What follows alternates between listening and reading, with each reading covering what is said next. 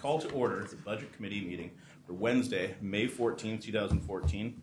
And before I ask Julie to call roll call, please everyone remember to talk into the microphone and make sure it's on before you start speaking.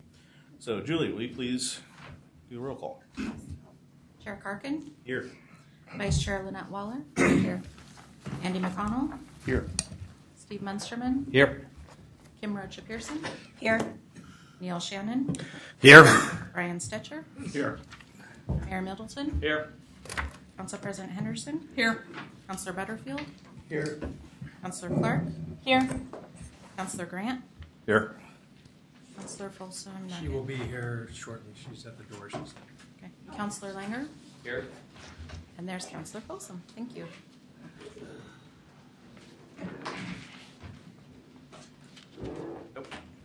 Next on the agenda is to approve the minutes from our March 31st meeting. Is there any discussion on those minutes? Move to approve. Second. All right. Any further discussion? All right. Well, then I would like to we'll vote to approve the minutes for the March 31st, 2014 meeting. All those in favor say aye. Aye. All those opposed? Motion passed. Refer now to Joe. Thank you, Chair Clarkin and the Budget Committee. I'm going to do something a little different than last year. I'm going to quickly read, and this is more for the folks that are watching at home who maybe have not had the chance to read the budget message in the document. I'm sure all of you have, and I will do this rather quickly, but I think it's important to lay the context for the discussions that we're going to have over the next few weeks. So with that, as City Manager for the City of Sherwood, it is my pleasure to present the proposed fiscal year 2014-15 budget for the City of Sherwood. This proposed budget is submitted as required by Chapter 294 of the Oregon Revised Statutes and Chapter 8, Section 33E6 of the Sherwood Municipal Code. As an important reminder to citizens reviewing this proposed budget, state budget law provides for 3 levels of review and scrutiny of this budget: the City Manager, the Budget Committee, and the City Council. At any step in this process, the reviewing body can alter the proposed budget if they believe it is in the best interests of the City of Sherwood. We are excited to be able to maintain a fiscally responsible budget while continuing to provide the quality of public services our citizens have come to enjoy and expect from the city. In January 2014, the League of Oregon Cities released their annual report called The State of the Cities in Oregon. The concluding paragraph of this report states that cities slowly recovering, but challenges remain. The so-called Great Recession will have a lingering effect on city finances for years to come. Many cities cut or reduced important quality of life services and may not be able to add them back soon, if ever. And the backlog of deferred maintenance and delayed infrastructure projects promises to be more expensive than if undertaken on time. Add to this depleted reserve balances, and cities have large holes to fill and little to fall back on. In sum, cities are emerging from the worst challenges of the Great Recession, but still facing many others. As we continue to recover from the depths of the most recent recession, the financial health of the City of Sherwood is in many cases better off than many of our municipal neighbors in Oregon. Our fund balance at the end of fiscal year 14-15 is projected to be at 28% of our operating revenue. This is 8% higher than the Council's conservative goal of 20%. The 8% difference will be used conservatively in future years on one-time expenditures and not for ongoing operations. Both commercial and residential development has experienced a strong rebound in the past year. Revenues have come in much higher than expected. However, this quick-paced high growth is not sustainable in the long term. Therefore, we are evaluating the known and potential development and estimating when they might happen. Oregon's short-term economic forecast. Sherwood is not an island unto itself, and it is important to briefly discuss the general health of Oregon's economy overall. The latest state economic forecast states that in Oregon, the economy has already experienced an acceleration in job growth in 2013. This was largely expected as the housing market and industry rebounded and the public sector cuts slowed across the state. As a result, more regions of the state began adding jobs. The question then becomes, can the state expect a further increase in the rate of growth? The likely answer is yes. Early in the recovery, the Portland metropolitan area was responsible for nearly all jobs gained statewide. This changed in 2013. Portland continued to add jobs at a steady and healthy rate. However, other areas, including Bend and Medford, began adding jobs as well. In the past few months, Bend and Medford have slowed as the nationwide housing rebound stalled. These metros are among the most heavily influenced by an influx of migrants and housing activity, so as the broader housing rebound slowed, so too did Bend and Medford. Statewide growth did not decelerate along with these two areas, however, since private sector job gains in the Salem area accelerated strongly to pick up the slack. All told, the 2013 acceleration in job growth was expected. However, not all regions of the state are on board yet. In particular, Eugene has further room for growth, as do many of the state's more rural areas. Looking forward to 2014 and 2015, as growth prospects improve for the underlying economy, and with all of Oregon's regions adding jobs, growth is likely to pick up a bit further into the 40,000 jobs per year range, or an annual growth rate of 2.4% in 2015. Although the economy has improved in the past year, we continue to remain cautious about any significant improvement in Oregon's economy. That is the latest quarterly Oregon economic forecast from March 2014. Within our Sherwood community, signs of a strengthening economy are evident in a variety of key areas. Development activity in the past year has been the highest in 6 years. New homes are being built, especially near the Ridges School campus in northwestern Sherwood. Commercial growth is centered around Langer Farms and Tualatin and Sherwood roads. Our community continues to receive national accolades for its strong quality of life, excellent schools, access to wonderful parks, and low crime rate. Budget approach. The approach I used in crafting this proposed budget did not significantly change from the previous year. However, our financial position is stronger than anticipated a year ago with a beginning fund balance of $3.25 million, 12% higher than the council's goal. Upon the recommendation of the council and this budget committee, we used some of this 12% to fund one-time expenditures that could not be accomplished in prior years due to stricter budget constraints. This proposed budget reflects the changing economic and political environment in which we operate, and more importantly, anticipates that this environment will continue for the foreseeable future. Before describing them in detail, I want to enumerate the key principles used to develop this proposed budget. 1. Continued focus upon core essential services. As the management team tackled budget preparation this year, we continually asked ourselves whether the service or program under consideration could be categorized as a core essential service.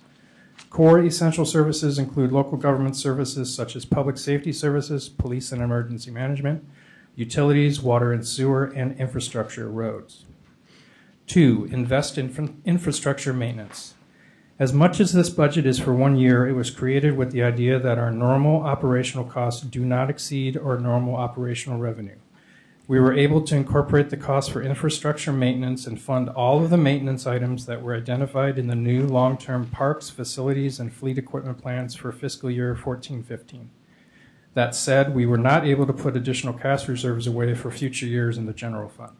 Each year, we will work towards increasing the amount that goes to current maintenance or to the cash reserves.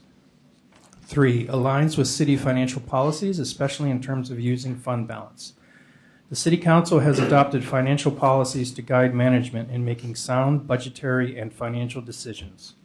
2 key financial policies strictly adhered to in this proposed budget are: the City of Sherwood will identify sustainable revenue levels, and to the extent possible, current operations will be funded by current sustainable revenues. One-time revenues will be used for one-time expenditures or as contributions to reserves and will not be used to pay for established services. This proposed budget continues the practice we have developed over the last 4 years of carefully considering the impact of today's decisions on tomorrow's budgets. Our finance director uses the word sustainable to describe this practice. In this context, sustainable means that recurring expenses must be less than recurring revenues. This budget meets this practice of sustainability. Budget highlights, the budget as a whole.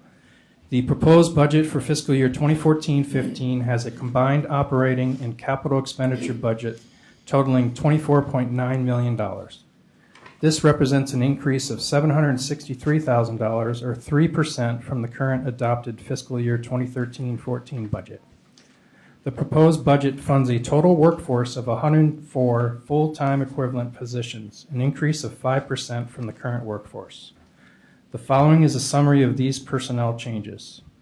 In addition of associate planner position in community development.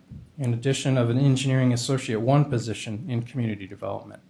Addition of a half-time building permit tech position in community development. And the addition of 2 positions in the Community Services Department for operating the new Sherwood Community Center. Total personnel service costs are budgeted to increase 4% between the current year budget and the proposed fiscal year 2014-15 budget. Key personnel service cost increases in this proposed budget are as follows. Insurance costs are budgeted to increase by 10%. Half of this increase is due to a rate increase. The remainder is due to adding positions that will be eligible for coverage, resulting in an overall increase of $130,182 compared with the current fiscal year budget.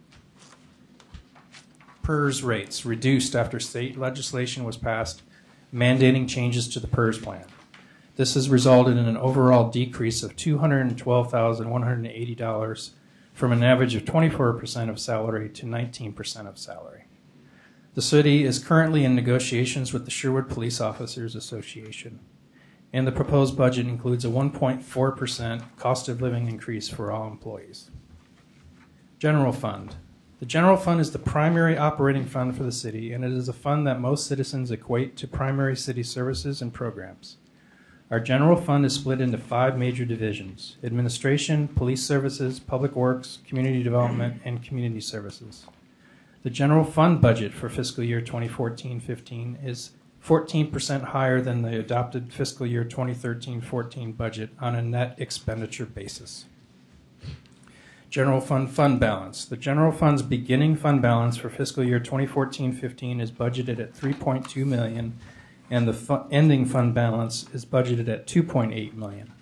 The change in fund balance is broken down as follows. Operating revenue, $10,807,970. Operating expense, $10,772,691 for a net surplus of $35,279, less the one-time expenses net of $444,554, which results in the change in fund balance of $409,275. It is important to note two major aspects related to our fund balance. Unlike many Oregon cities during the Great Recession, our fund balance has increased annually for the past 7 years. Second, our financial policies require an unrestricted fund balance of at least 10% of fund revenue with a goal of 20%.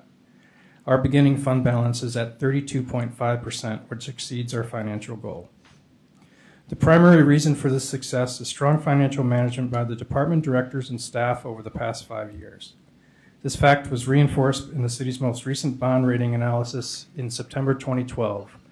The rating company commented, quote, "The A1 rating reflects sound financial operations with a recently improved general fund balance."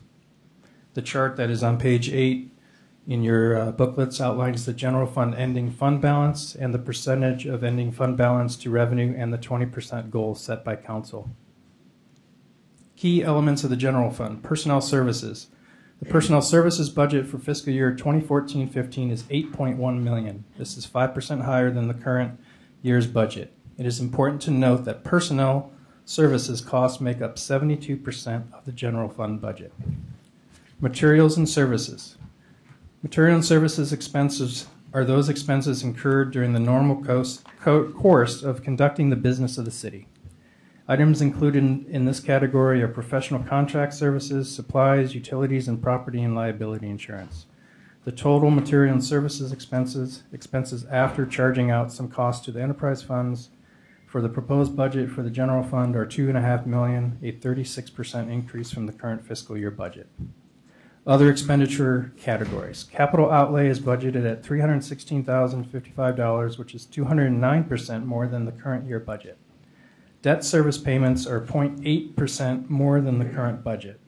And there are no transfers out of the general fund for fiscal year 2014-15. Major concerns. While this was certainly a less difficult budgeting process than the previous 5 years due to our financial strength, there are some key concerns that need to be highlighted for the immediate short-term horizon.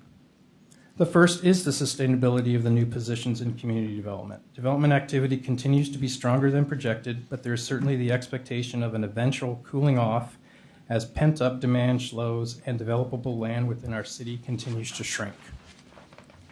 The second concern relates to the possible need for additional resources within our police department. This was highlighted in last year's budget process, and the question still remains unanswered in this proposed budget. This proposed budget does include funding to complete the outside staffing analysis to help City Council and senior management determine the proper level of police services for our growing community. The third concern is related to allocating cash reserves for future maintenance costs. With the Budget Committee's direction to only utilize up to $500,000 of the fund balance for one-time expenditures, we are able to complete the current list of maintenance projects projected and identified in our new plans. However, we are not able to put additional cash into reserves for future years. General government and enterprise funds. In addition to the general fund, the City of Sherwood provides basic city services using other funds. These other governmental funds track the use of revenues that have statutory or contractual restrictions placed on their use. The following is a snapshot of those funds. Street operations and street capital project funds. These two street funds track the construction and maintenance of the transportation infrastructure. The street operations fund is stable and using current resources to meet operating needs. The street capital projects fund relies on SDCs, grants, loans, and intergovernmental revenues to fund projects, and revenue in the fund is insufficient to complete the projects in the transportation master plan. Major projects such as the Pine Street Phase 2 project have been delayed. General Construction Fund. This fund is used to manage capital projects related to parks, the senior center, and other city facilities. The fund has a variety of revenue sources, but with the exception of parks system development charges, they are all generally connected directly with a project. The revenue generated for parks projects is insufficient to fund the projects on the parks master plan list. The City Council prioritizes projects as funds become available. Enterprise funds. The water, sanitary sewer, stormwater, and telecommunication funds all rely on user fees paid by the users of the systems. All are financially sound. Staffing fluctuates between these funds as maintenance or engineering staff is needed on projects. In conclusion, Sherwood is a financially sound organization. We rely on diverse revenue sources and have equally diverse expenditure patterns and healthy fund balances.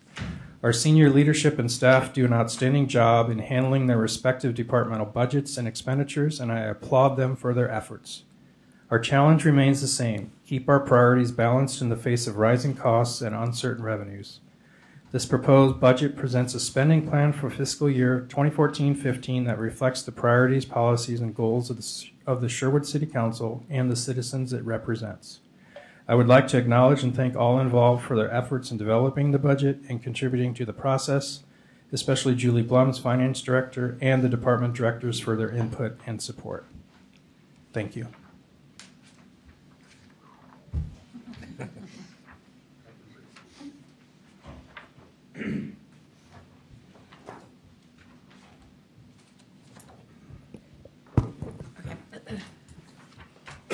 So next, we're going to go over the handout that I sent out, and I made hard copies for all of you as well.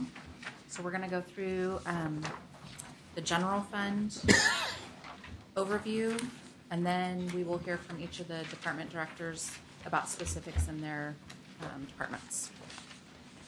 So in the handout, we're on page 6 of 10. You didn't have to get 2 copies, did you?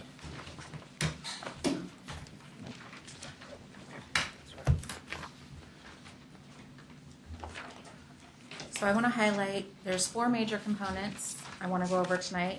The first is one that Joe talked about several times in his message, that we do have a balanced budget that we're presenting to the committee, that we want to go over our one-time expenditures that are included in this budget, the department requests that we were not able to include in the budget, and then the long-term impact over the next 3 years of this budget. So first, I want to talk about a balanced budget. The state requires that for a balanced budget, total sources must be greater than total uses. We and our policies have a stricter language than that on our balanced budget. We require that our operating revenue is higher than our operating expense. So with that, when we went into this budget this year, that was our goal. We had to get to the point where revenue was sufficient to cover expenditures, and we did that. And at that point, we started looking at what one-time expenditures were out there that we've been putting off because of the down economy that we could do that would have future impact that's beneficial to the city and the citizens and our budget. So at that point, we started looking at those different options.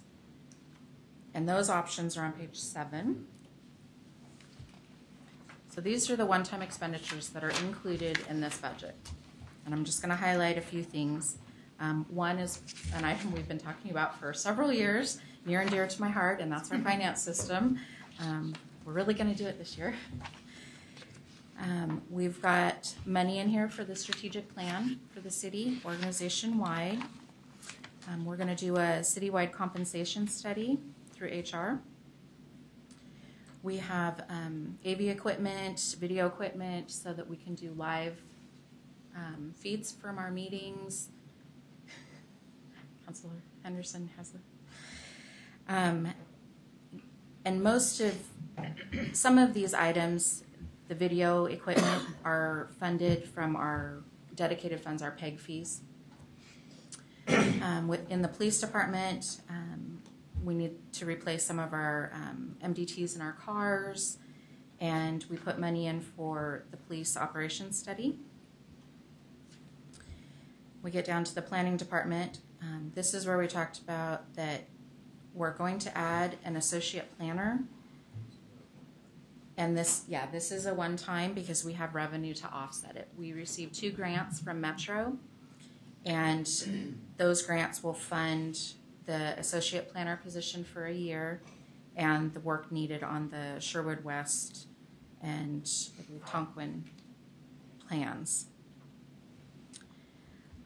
And I do want to say the associate planner will be opened as a limited duration position for 1 year, and we will evaluate whether we have workload and revenue in the future to retain that position. Then we come to the community center. These are the one-time expenditures we need to open the doors. We have a list of items that we also need, but they weren't needed for day one, so we'll go over those in a moment. In Public Works, laptops for the field crew, and part of the vehicle maintenance plan that Craig's group put together, we are looking at ways to be more efficient and transfer vehicles around instead of having to purchase new vehicles. So we're going to be transferring our old plumbing inspector van over to Public Works to replace a 1992 van that's currently being used. And we're also going to transfer a truck out of our sanitary storm fund into parks. So any questions on that list? That's a lot of... There's 2 I have on there. You show Tonquin employment area is grant funded. Okay, that's a $25,000. And the Sherwood West, covered by Metro grants, you have $170,000, right? Mm-hmm. That's covered by Metro grants, though? Mm-hmm. So that really won't be a $170,000 charge to us. Correct. That's why I have the revenue and the expense in here to offset both. Okay, and then there was one other. The housing study, is that a Metro requirement? $30,000. Do you want me to speak about it now? Yeah. Or you can wait if you'd rather wait. We'll just wait. We'll just wait. Yeah. Just make a note. You can answer that when you get to yours. Did you have anything else, Mayor? No, that's all. Thank you. Does anybody else have questions? Okay, so we'll move on to page 8. This is the list of items that are not included in the budget. And I'm going to highlight 4 major areas. There's several software systems on this list that are needed, and we discussed this as a management group, and really realistically, we can only handle 1 major software implementation per year. So we chose to go ahead and do the finance system first. But these other systems, SharePoint, Laserfish for our records management, and a permit tracking system are things that we are going to be looking at in future budget years as well. The other thing I want to highlight is additional staffing in the police department was not put in this budget. We felt that additional staffing in this department needed to be put on hold until we could do this operational review. And at that point, we will have a plan of what our needs are, and then we as management and council can come up with a funding plan of how we're going to fulfill those needs. So we've put any new staff on hold in that department for now. The community center, like I said, we've got some items on here that we will need in the future, but we don't need them for day one to open the doors. And then, as Joe said, we had enough money to pay for all of our current year maintenance, to fund our maintenance plans. We just didn't have enough money to put additional cash away this year. So that's the last item on there. And to stay within the $500,000. Yes. Of using fund balance. So that total, those last 3 items, 145. about $145,000 is what we're talking about that didn't get funded. So. Any questions on this list? Councilor Butterfield? Yes, on the permit tracking software. Is that software something that's going to actually reduce the manpower labor? So we can justify that by using less people to do the work because the software is so great? You want to take a stab at that now? Or It will increase efficiency. Right. It will allow us to track items better and be more efficient about our jobs and accurate. I don't want to commit that it will reduce manpower, but it will definitely result in efficiencies and accuracy. And is it a one-time fee of $201,000, or is there an annual maintenance fee?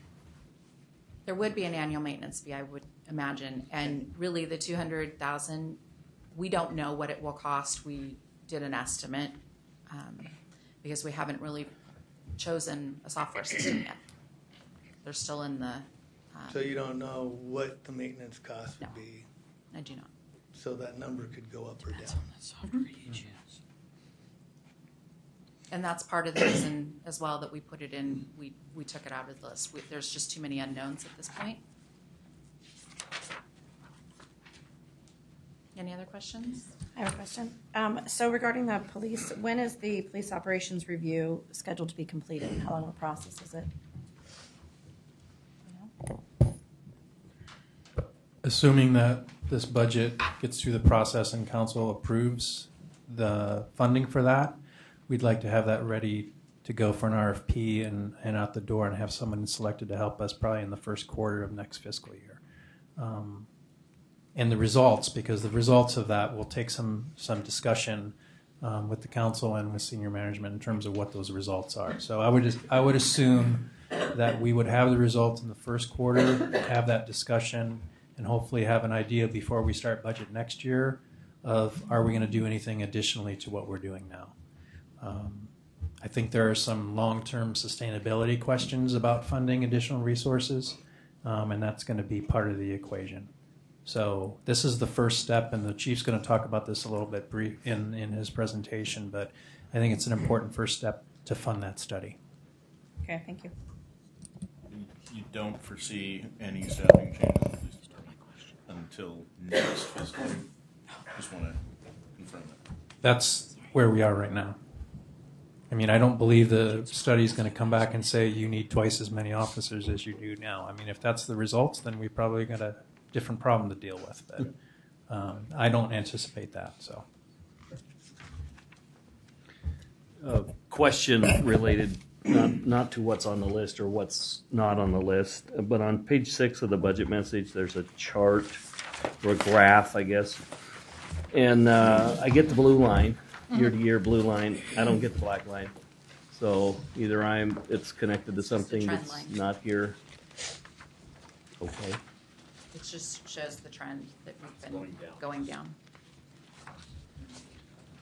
Okay. Fairly scattered data sets. I was just going to ask, you have a couple software items that are just listed as one time, but we can assume that the annual maintenance and all that is going to be ongoing, and so that's included as well in your budget looking forward. Yes.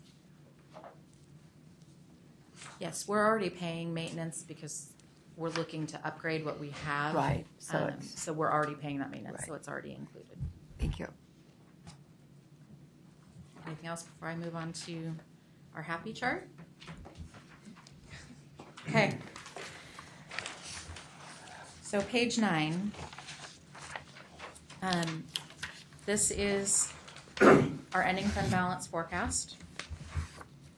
And it does look different from what you've seen in the past. The assumptions I used, I was fairly conservative with our revenue. 1% increases for the next 2 years, and then a 2% increase in fiscal year 18. For personal services, I used a 3% increase. And then for fiscal year 16, materials and services, I used a 0% increase because we already have so much put in for one-time expenditures that I don't see it's going to go up. So that's kind of our baseline at this point. And then just a basic 3% increase after that.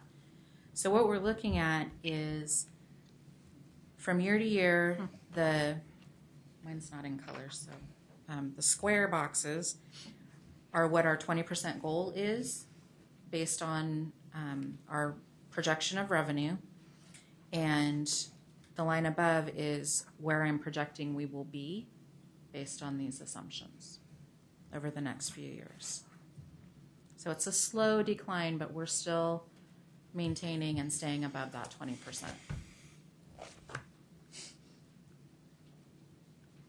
Any questions?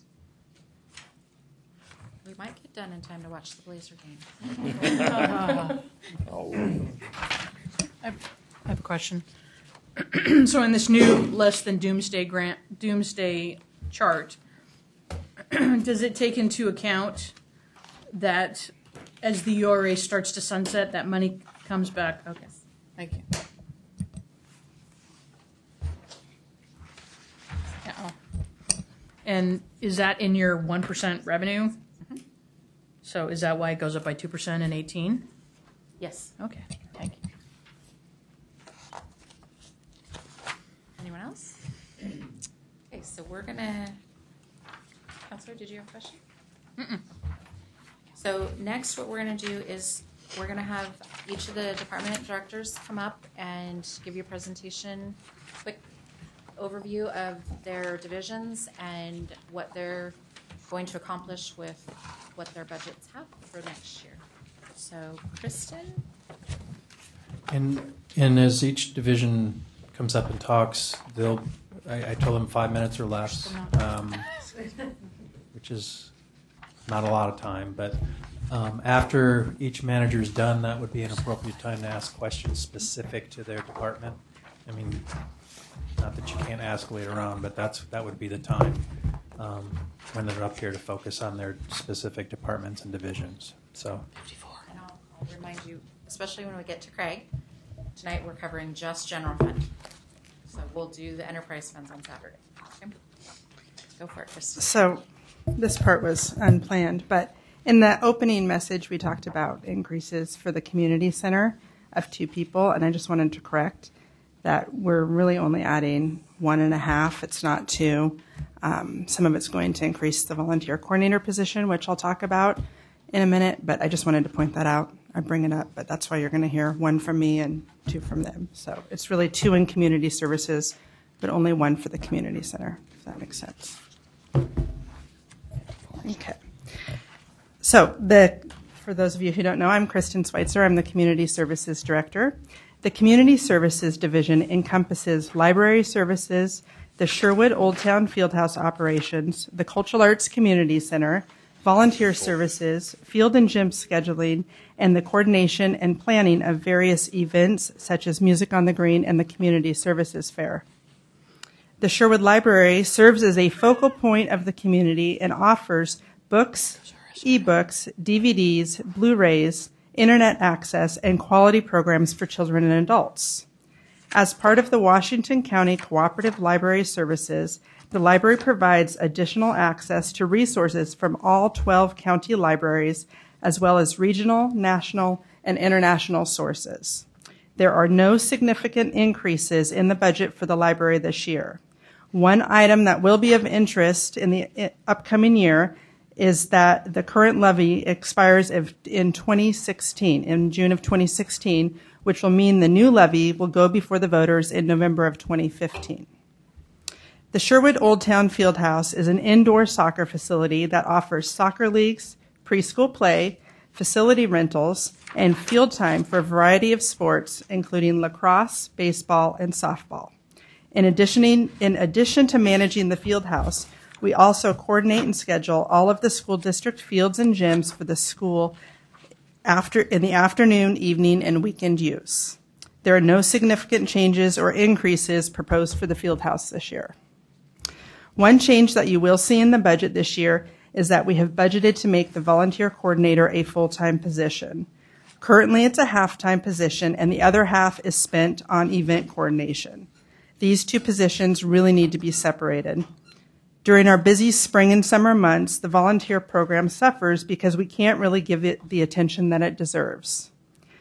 Turning the volunteer coordinator into a full-time position will not only benefit the library, but also Public Works, Police, Admin, and the new Cultural Arts Community Center. The biggest change you will see in the budget this year is the addition of the Cultural Arts Community Center. The mission of the Cultural Arts Community Center is to inspire, educate, and enrich the Sherwood community through diverse activities that enhance the quality of life. The center is under construction and will open in January of 2015. We will feature a 350-seat theater multi-purpose space, 2 classrooms, and 3,000 square feet of retail space. The goal is that the income from the retail space will help offset the operation cost. We have budgeted for 6 months of operations in the 2014-15 budget. This year, we will hire 1 full-time center manager to advertise, promote, and program the facility, develop policies and procedures for the facility,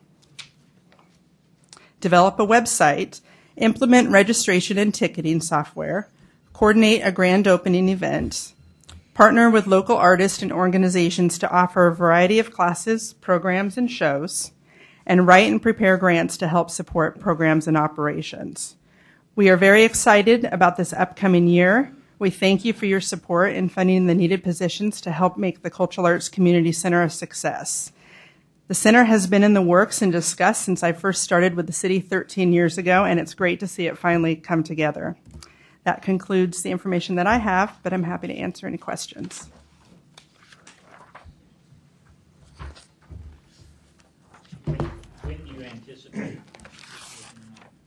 When do you anticipate hiring the position for the community center?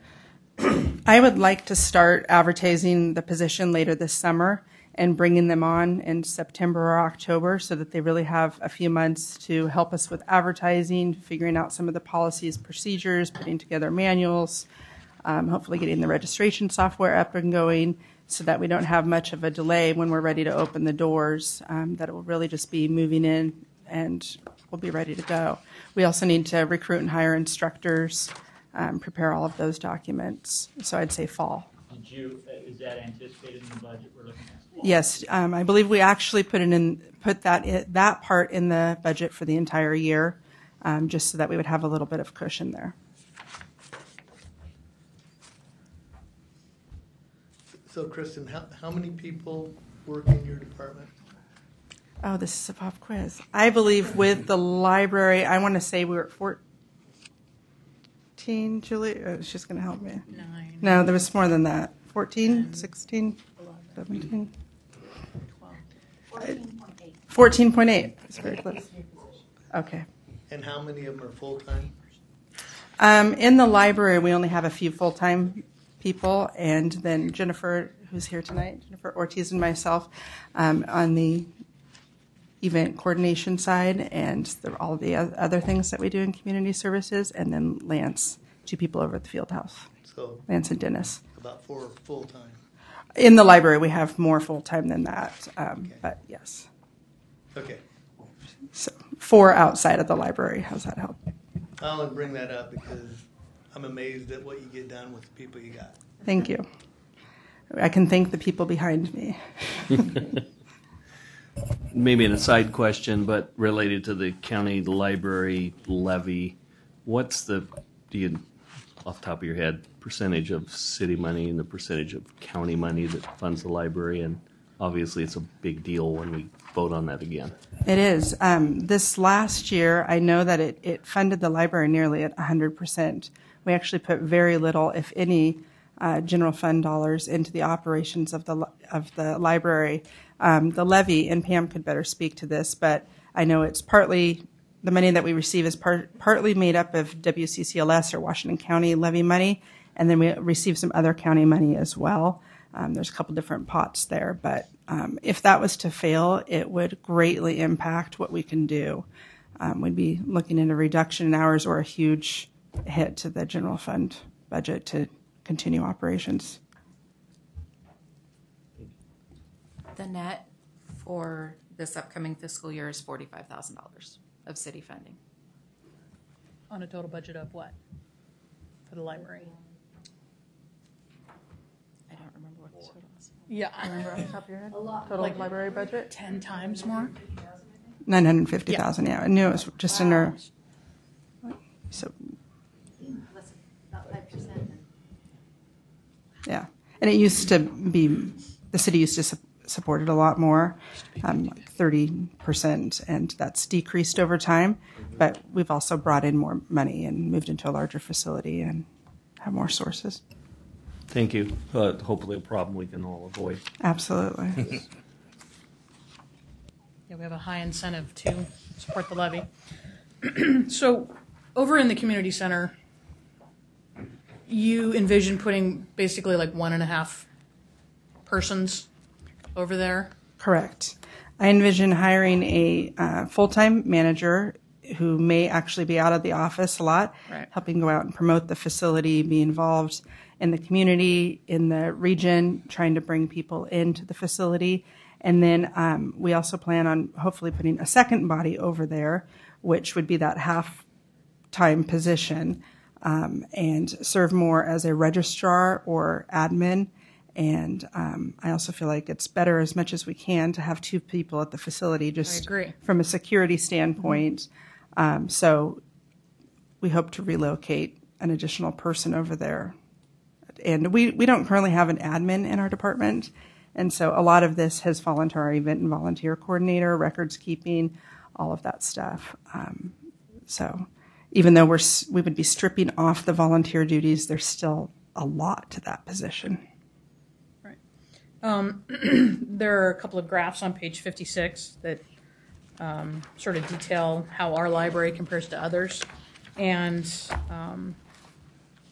as always, people don't often praise enough, if you ask me, at least in public. And so it's amazing to me that we can provide the level of service we have and have the patrons who love this library given this chart.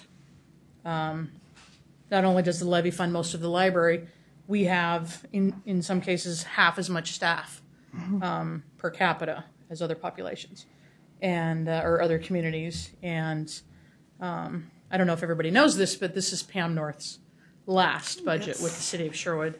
And I wanted to thank her for her service. And I think that our library is the capstone, whatever term somebody else can think of that sounds better than that, of the district because of her leadership. and her willingness to try new things and sort of think outside the box. And so I just want to commend you as the director in your department, and as Councilor Butterfield said, we're actually running this library with fewer librarians than we had when they were over in the old library next to the senior center, and I don't want that to go unnoticed. So I want to thank Pam, since this is her last budget. She's not leaving yet. She leaves if we let her go. End of June, right. If we let her go, she'll be going Yes. in June to retire, and so. Yes, thank you. I was going to mention that as well. So, thank you, Pam, and thank you, Kristen. Any other questions for Kristen? Okay. Thank you, Kristen. Thank you. Next, we're going to have Julia Haidut come up. She's the Community Development Director. Good evening. Thank you. The Community Development Division consists of Planning, Building, and Engineering Department, of the Planning, Building, and Engineering Departments. And our purpose, our mission is to provide quality, current, and long-range planning, building, and engineering services to support the infrastructure, livability, well-being, and economic development of the community. The Community Development Division also includes the City Hall receptionist and business license support. I want to start by acknowledging that with the improving economy, the city did anticipate an upswing in demand for community development services, but we didn't know when that upswing would occur. To be conservative, the past few budgets have not included any additional resources, and in fact, we've cut resources back until a change in the economy demonstrated the need for additional services. And that happened this year, as you could see by the actual revenue that we received. This fiscal year, revenues almost doubled over the previous fiscal year, and the demand for services increased dramatically. The budget for the next fiscal year conservatively assumes a similar level of development and growth as was assumed in this current fiscal year. The proposed budget provides the staff and resources needed to provide the necessary service requirements to accommodate the level of development that we expect to experience. This is primarily accomplished by including additional staff, which essentially is replacing some of the positions that have been laid off or unfilled over the past several years due to the economic downturn. One of the positions that the budget includes is the addition of an associate planner, which was eliminated in last year's budget. This position is fully funded with a combination of 2 grants that were awarded by Metro. The position is identified as a limited duration position and will be advertised as such, but we will continue to evaluate whether there is workload and revenue to maintain the position long term. The specific projects to be completed with those grant funds include the Sherwood West Concept Plan and the Tonkin Employment Area Industrial Site Readiness and Planning Grant. It's a really long name. But we also anticipate utilizing the staff person for other planning tasks to help us provide quality and timely housing services. I just wrote housing, so that's why I just read that. Quality and timely services in current planning. And I'll address the housing needs analysis at the end. In the building department, the half-time building permit technician is funded from the anticipated building revenues. The existing fiscal year saw a 92% increase in revenues compared to the prior year.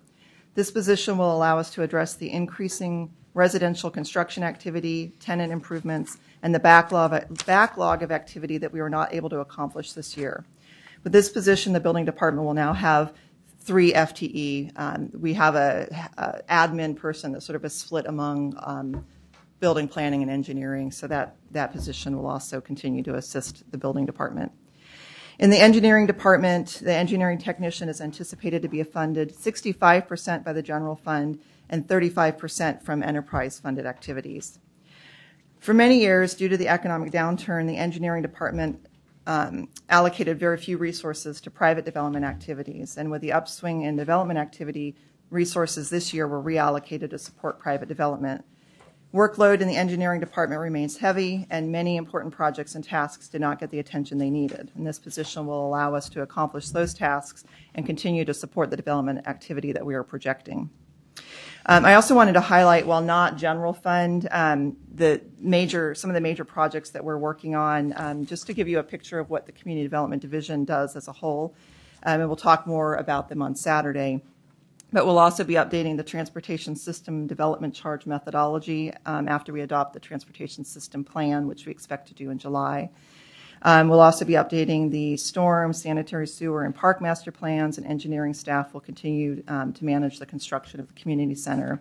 And we'll be working on major capital improvement projects, including the Cedar Creek Trail, Columbia Street Water Quality Facility, Tonkin Employment Area Sanitary Sewer Upgrade, and Woodhaven Park Phase 2 design. In closing for the presentation, I just wanted to reiterate that it's always difficult to determine at the beginning of a budget process the amount of development that will occur over the next fiscal year. Sometimes we're budgeting at least a year, if not longer, out and projecting things that haven't even come to talk to us yet. But we tend to take a conservative approach when preparing the budget. We have again taken a conservative approach with this budget. We believe that this approach best serves the community, but requires us to be responsive when increased activity results in additional resource needs. Regarding the housing needs analysis, that is not a Metro requirement, but and I don't want to dwell on the negative of things, but our comprehensive plan hasn't been updated in many, many years, and we actually, the comprehensive plan is really our roadmap for planning and in trying to identify where we're going as a community, and it projects our housing needs to the year 2005. So we desperately need to update our housing needs analysis to get a better picture of where we're at as a community, where we need to be, what our housing needs are as far as balance, as well as the commercial and industrial lands. With that, I will answer any other questions you may have. I initially had a question. I think you've answered it, but in adding the staff, it's always the big red flag when you see that there's a significant addition to a department. I'm assuming that it's the backlog is the issue that you're trying to address. I mean, those are the things that are going on. It's both the backlog and last year we were fairly conservative still. We projected, we obviously under projected, Right. but we weren't sure, and we didn't want to bring on staff that we weren't certain we would have the revenue for. We're projecting similar revenue, and we're pretty confident at that we will at least achieve what we thought we would achieve last year. And then there's also the backlog as well, and just record maintenance, things like that we need to get back on top of. But also we anticipate continued growth in development. But if something were to change, then the backlog went away, then these would be potential layoffs. If it's a potential. I mean, it's evaluated continuously throughout the year, and it's something that we will watch. Thank you. Well, just one thing. I want to acknowledge the Planning Commission, too, how much they do on a volunteer basis. My gosh. And before I got into working with planning and working with our planning department, I thought you were a bloated department. But after I've seen what you guys do, I agree with you. You guys are doing an excellent job. Thank you.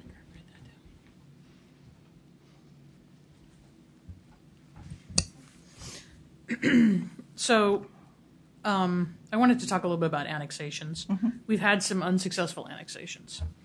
And annexations can be, driven by the city or owner initiated. And so we have the Tonkin Employment Area. We have the Brookman Road. Do you see other lands coming in 14, 15, 15, 16 that we're just not aware of, that you're projecting that could come in? Not that we're including in this budget for projections. I wouldn't expect anything other than Brookman or Tonkin Employment Area over the next few years. We will be working on the Sherwood West concept plan, and that's not in the urban growth boundary yet. And so if it's brought into the urban growth boundary, that could happen, but I wouldn't expect that. I wouldn't expect that within the next couple of years or so. And the housing study that you've budgeted for will give a projection out to what date? Generally, those are 20-year projections. It will really help identify what we need, and it helps inform the council when people come in for zone changes, or kind of helps us identify, well, what do we need? So when we're doing our Sherwood West concept plan, we have a better picture. We're not just doing, if the housing needs analysis says you need single-family residential, maybe we could push back a little bit more on Metro saying 15 units per acre, but it will give us a better picture of what kind of balance we need. Right. So currently our projections take us to 2005. Yes. So that must be an interesting conversation with Metro. No, Metro does their own. They don't. Right. That doesn't. They don't look at our comprehensive plan. Where it poses a problem is when we're looking at plan amendments, or we're trying to plan for new areas and understand what we as a community need. And so what is in a housing study? Does it go through the Planning Commission? Yeah, there would be a lot of community involvement, there, Planning Commission and council involvement. And basically you're looking at economic trends, market trends, demographics. So you're just kind of analyzing all the Land data and availability. details and trying to identify, what's existing, what land is available, but also what you might need as well. So do you form a subcommittee, or you just utilize the Planning Commission? We haven't thought that through yet. Okay. Thank you. Okay. Any other questions for Julia? No? Thank you, Julia. Next, we have Chief Growth is going to come up and talk about police services. Good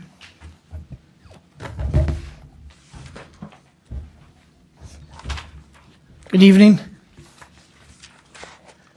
The Police Services Division's primary function is the police department, obviously, but also includes code enforcement and emergency management.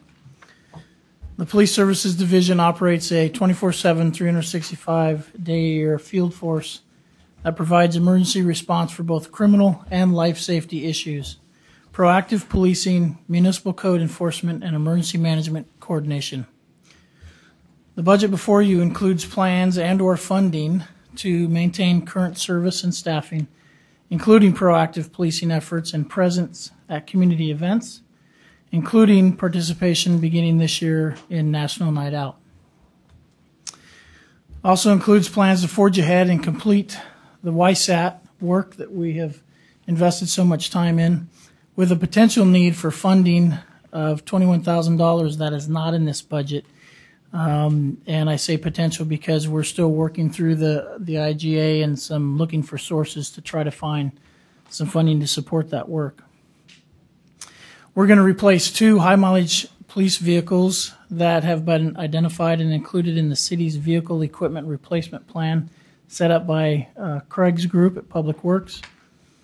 And it's already come up a couple times, but just in follow-up to that, in our discussion last year and the mayor's suggestion of a police study, we have established a plan that includes the forming of a police advisory board to provide opportunity for public input and moving forward with the police staffing study, with funding included in this budget, as you've already been has already been highlighted.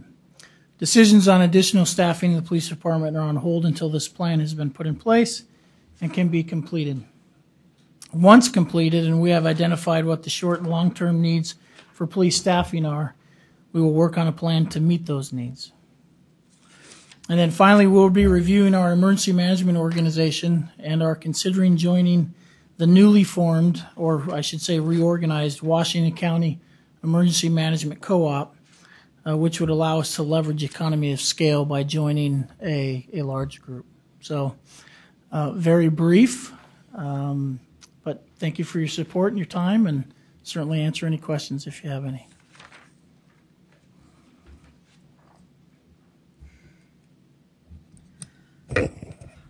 I always have to ask a question, Chief.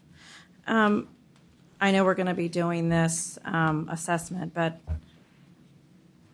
do we even have enough police officers right now, in your opinion, to patrol the streets and cover the calls that are coming in?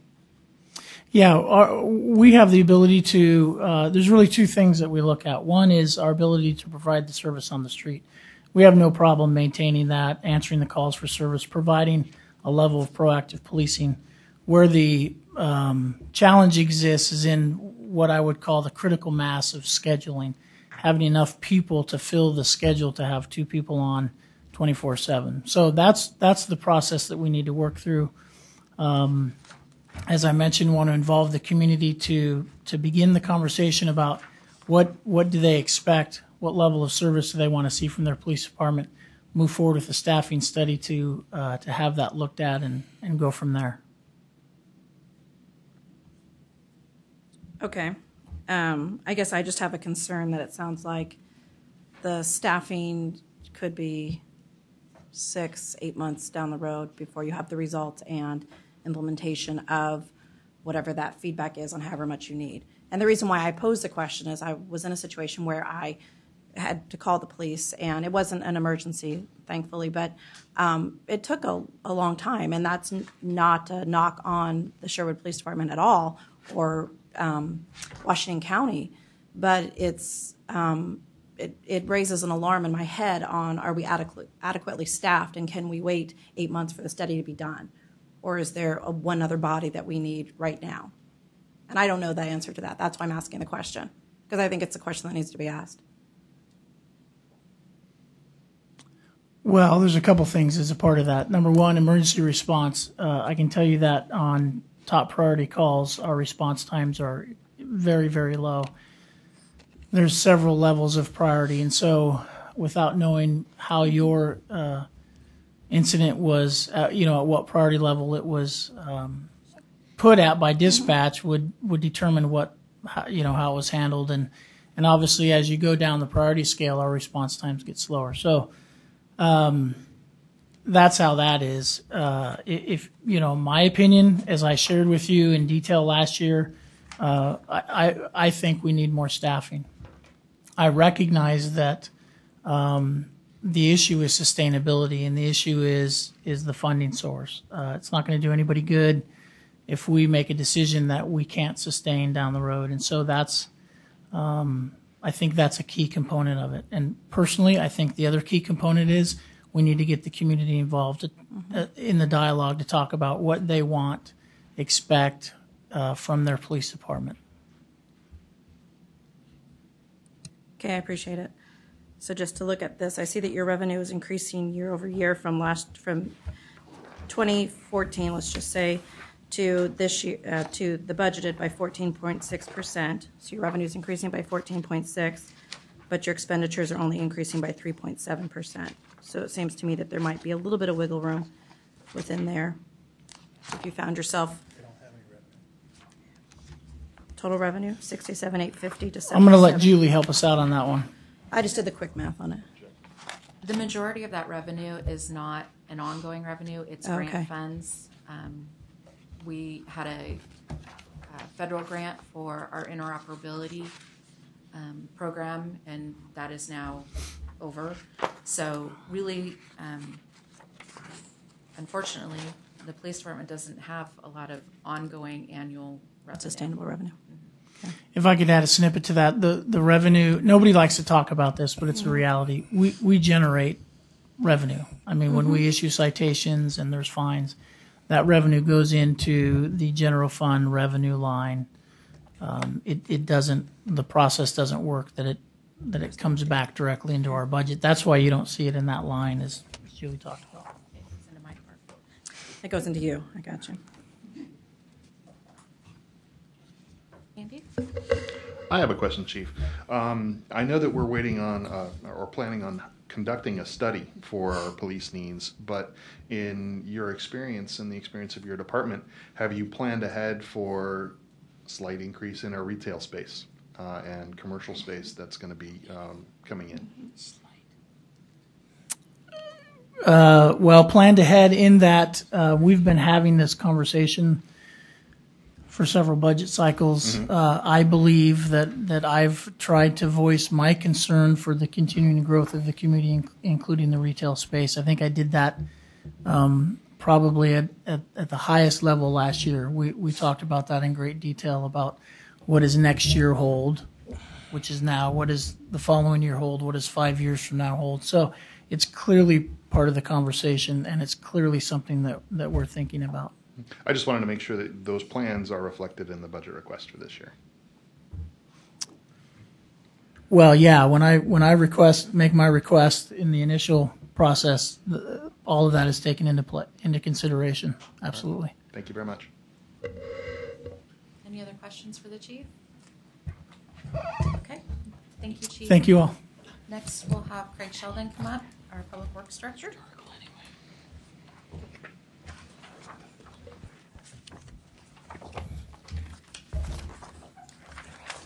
So the Public Works Division has 4 departments in the general fund: administration, parks, fleet, and facility.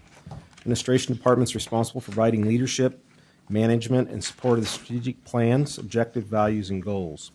This budget includes overseeing and implementing the park asset facility plan, the facility asset plan, vehicle equipment replacement plan, water master plan, water conservation and management plan, integrated pest management plan, and a variety of other plans and programs.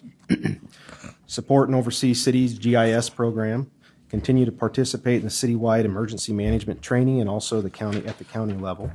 Park shelter reservations, provide resources and support for a variety of events. The Fleet Maintenance Department maintains and repairs city vehicles, equipment, with emphasis on safety, cost effectiveness, and dependability. This budget includes preventive maintenance of all city vehicles and equipment based on miles and hours, spec and purchase new equipment and vehicles as approved in the budget, repair equipment and vehicle breakdowns, surplus equipment that is outdated and or it's met its life expectancy.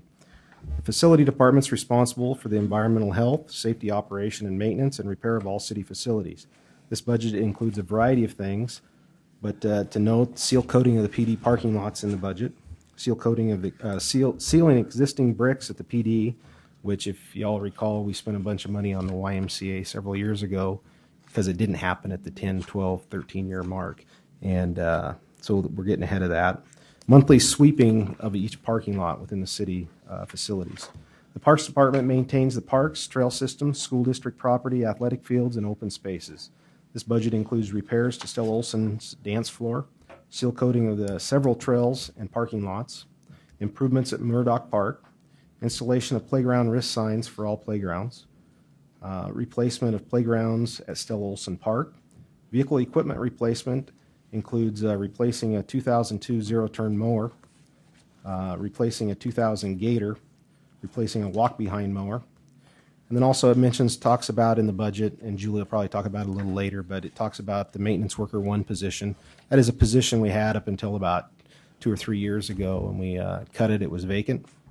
And really what this is the state requires us to have a QRF, which is a qualified rehabilitation facility, do our landscaping maintenance. And we currently use landscaping services, and that's why we were able to cut that position a few years ago. There was some cost savings at the time. But we're going out to bid. We've already bid a few of the facilities out, and it come in about 40% higher than what we're paying for a landscape contractor. So when you put the facilities together of what we would take back and take over, it actually, if it actually truly comes back higher, that's what we're asking for the position for. You're going to pay it for it through landscape contract or city staff to do the work. So, and that really concludes our budget presentation. I can take any questions. There's a lot of other items I didn't list out in here, but Julie will probably be covering some of them as well. Yep.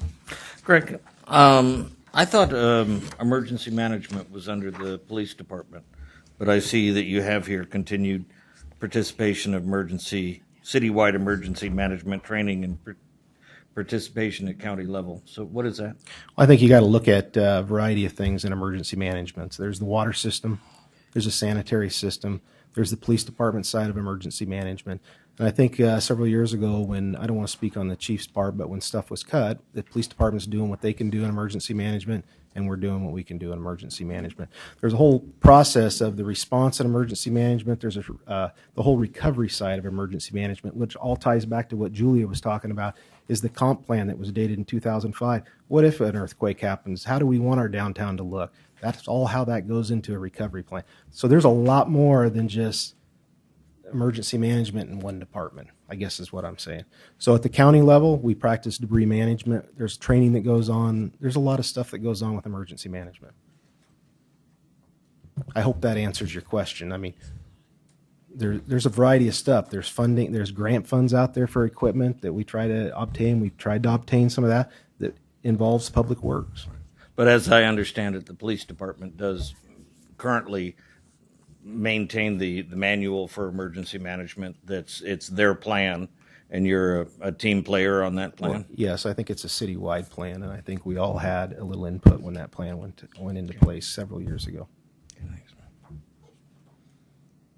And just to follow up, just one other thing. Craig just got back last month from being in outside of Maryland at some training, countywide training, dealing with recovery in terms of those long-term impacts related to an earthquake.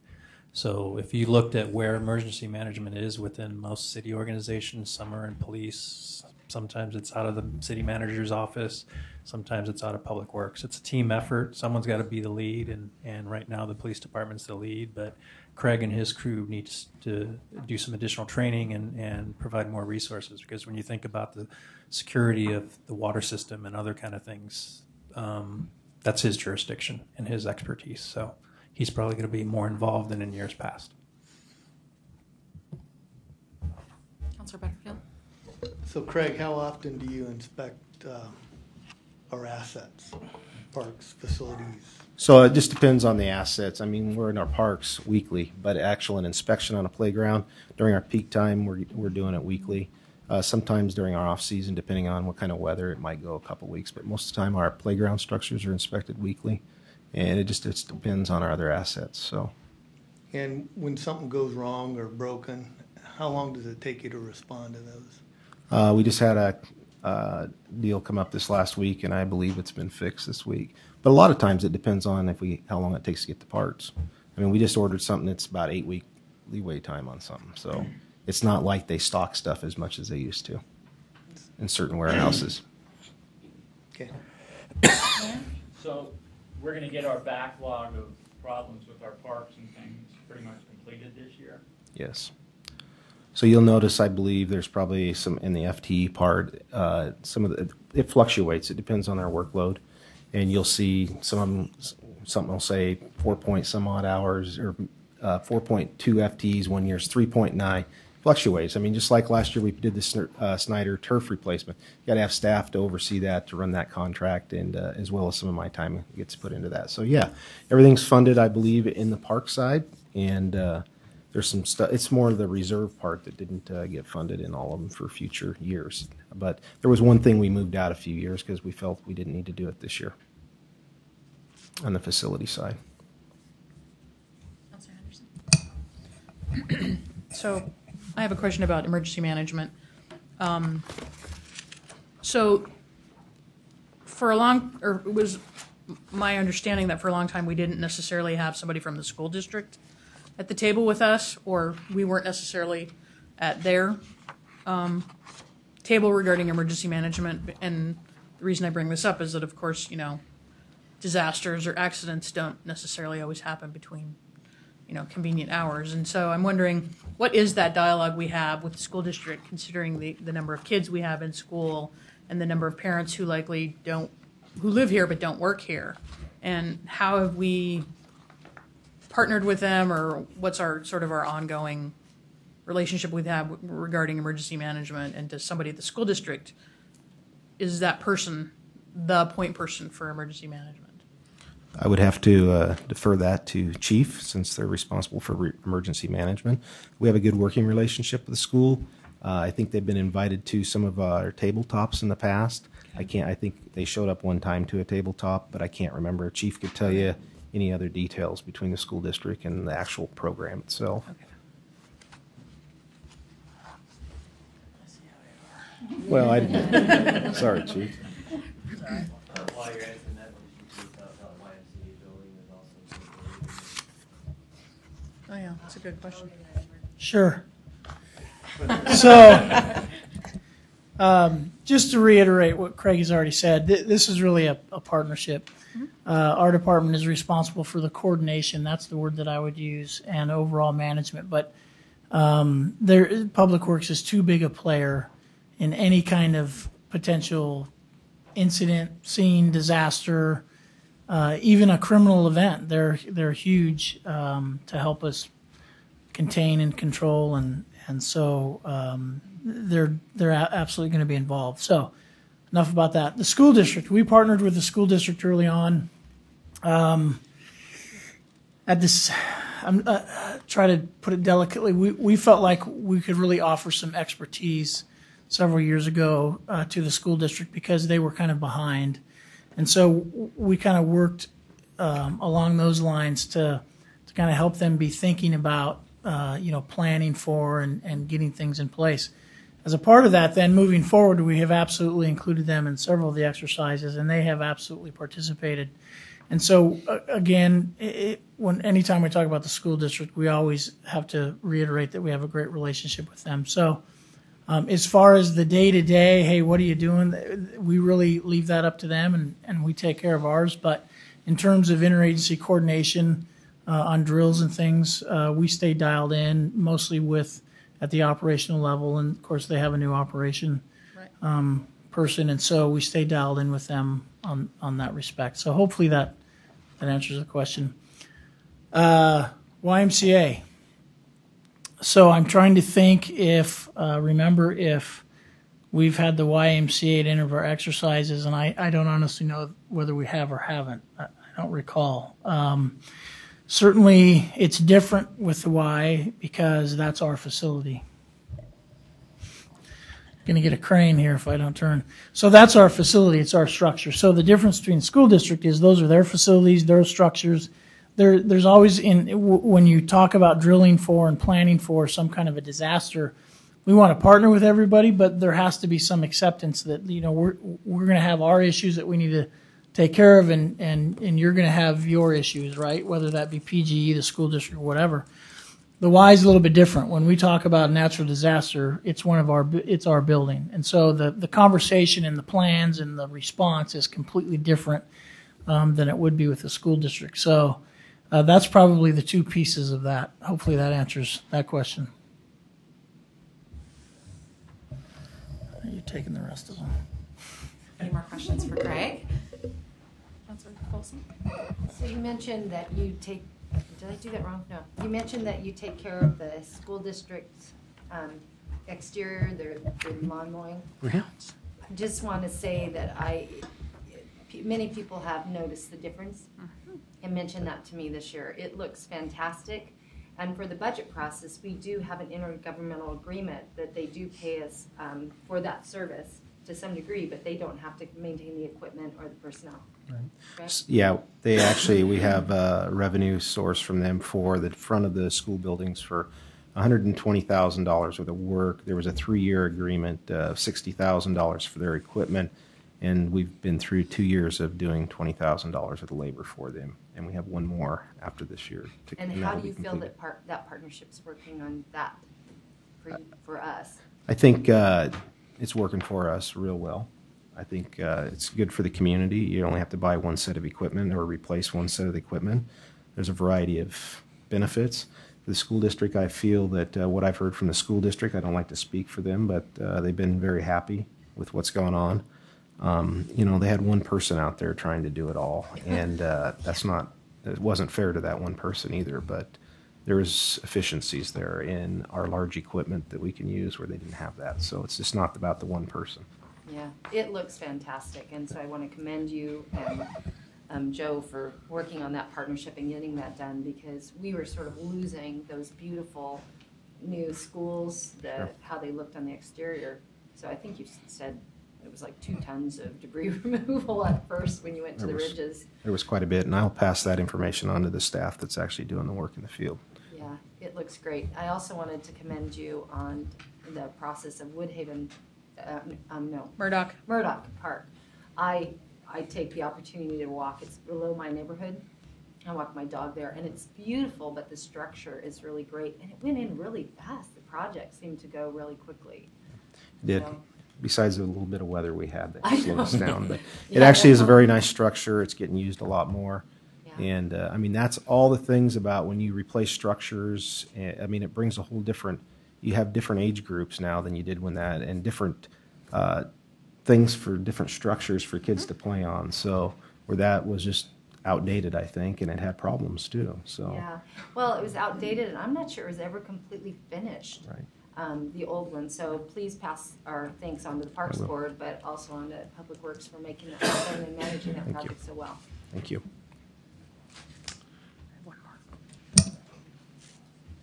Go ahead. Okay, If somebody else. three of you. Go ahead. I'll go last. You talked about the inspection schedule for the parks. Do you have an inspection schedule for the recreation facility as operated by the YMCA? We do not inspect. We did inspect the building several years ago, probably don't hold me to this, but I'm thinking it was probably Jim Patterson was still here. We inspected because there was some issues with maintenance going on there. I do know that the YMCA used to have a property committee that we were involved with. I don't know if that's still up. I don't believe we've been into those meetings if it is. But really, in the IGA, they're responsible for a lot of the maintenance inside the building except the structural part. And when we did the ceiling and everything a couple of years ago, we had a structural engineer come through and go through that building before we contract that work out. So as far as weekly inspections, no, we don't, like we do on our own facilities. But when we do work that we did probably within the last 2 years, we did have some inspections done on our part.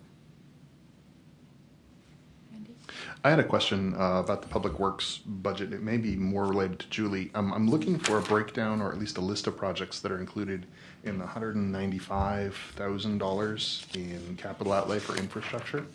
I looked through the packet and I couldn't find any details on that. Craig just went through a lot of what is included in there. That is, the majority of that is off of our maintenance plans, our parks maintenance plan. The biggest bulk of it is the playground structure at Stella Olson Park. Okay. But there's no list or breakdown of that 195 by number in the packet, is that right? Not in the packet. Okay. But you can find on page 19 of the budget a list of all of the capital outlay and for all funds and all departments. And you can see all the different, there's facilities items on here and there's park items on here. Very good. Thanks, Julie. Any other questions? Okay, thank you, Craig. Yep. Next, Joe is going to lead off our admin. Yeah, this is going to be a. We have a 5 minute. Oh. Okay. We'll be fast. 5 minutes. This will be three people providing this quick glimpse at the admin division. So the administration division provides leadership and support for all city functions, including the city council. The administration division includes the following departments: city council / city recorder, city manager, assistant city manager, information technology, human resources, finance, and municipal court. These departments primarily provide leadership and support services for the entire organization. As other divisions have presented tonight, we'll hit on some of the key projects and highlights within each department. The City Council / City Recorder Department provides a wide variety of support to the City Council, including meeting coordination, packet preparation, and administrative support for City Council. The department also develops and implements our records management program, serves as city elections official, and provides administrative support to various special committees such as the current Charter Review Committee. Led by City Recorder Sylvia Murphy, the department has no major initiatives or projects beyond their normal operations in the upcoming year.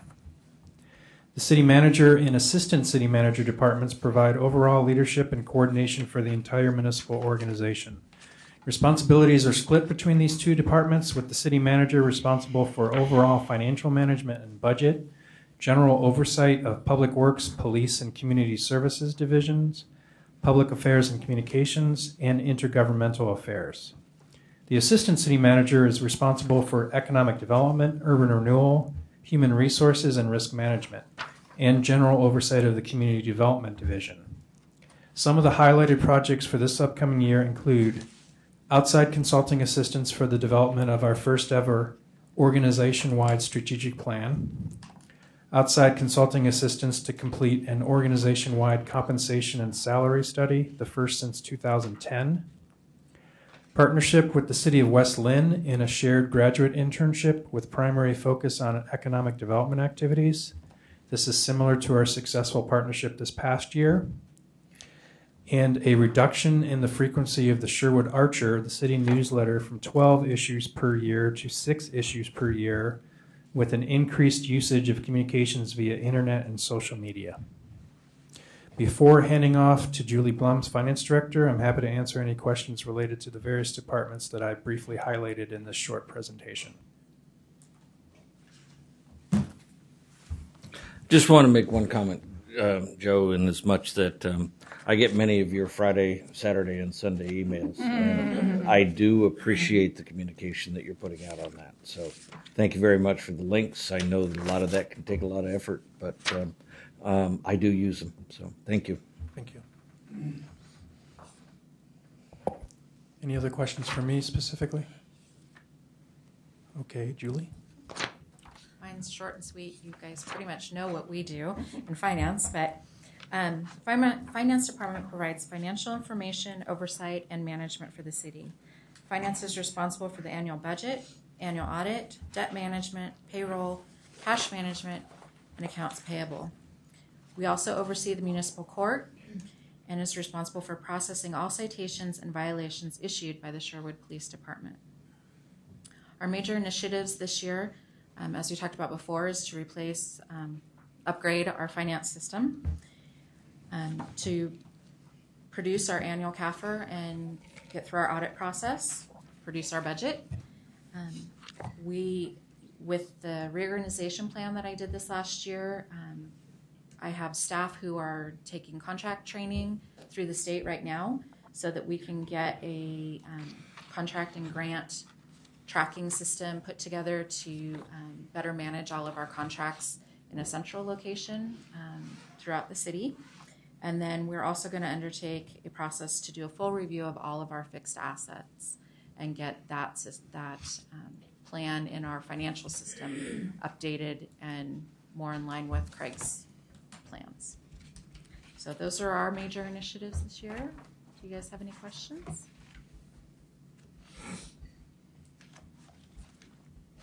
No? Okay, then I'm going to have... All right. So, let's see, your finance software project, $138,000. Will is that going to be an upgrade that will affect every department, including court? It will not affect court. Will not affect court. It will affect every department in the sense that everybody uses the Yeah, timesheet component. But other than that, it really will affect other departments who use it for purchasing. Okay. But otherwise, the biggest impact will be in our department and the ability to provide better data. So there'll be some training Oh, in other absolutely. departments, obviously. Yes. And will this software, have you already made your choice? No. No. So do you think that the software that you choose will change perhaps the look of the budget in the future? Hopefully. Okay. Yes. Okay. Is that the answer you wanted? Well, yeah. I mean, I'm obviously when you've been waiting for this for a long time, and you're obviously looking forward to it. So I was just wondering. I mean, we've had the budget. I think is a ongoing improving document. But I was wondering. Obviously you're working with very old software, and was wondering if that might lead to maybe more detail or detail in a different form, like the question about capital projects in public works, and making that in the same way that you can have a linked spreadsheet, where you have a 30,000 foot view, and then you can go down to the department level. It would be really nice. I mean, obviously on paper that's more challenging, but perhaps online for citizens or budget members, it'll be easier to find things instead of having to always look through paper or just by word search. So that's... Yes. Both systems that we are looking at have far better reporting capabilities than what we have now, which is almost non-existent. Right. So... Didn't you just spend a whole day on a report? Yeah. Right. And that obviously would be greatly reduced if you had new software with better reporting requirements. Yes. Okay. So basically what it'll allow us to do is, again, be more efficient, timely, and when council or citizens have detailed questions, I will be able to answer them much easier than the data mining we're doing right now. Thank you. And the reason I say yes, and I think, the mayor in one of his questions said there's some inconsistencies in terms of how we present department to department. And I think with this new software, whatever direction, I think the look and feel of the budget is going to be better, and you'll get those consistencies that maybe are a little bit more difficult now with our hands being tied. So I foresee this document improving and continuing to improve, but you'll see a drastic change once we go to a new finance system, from my perspective. Any other questions for me? Okay, we're going to bring Brad out to go over IT.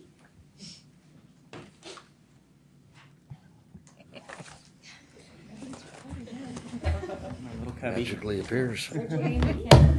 It's on me. Good evening. Thank you.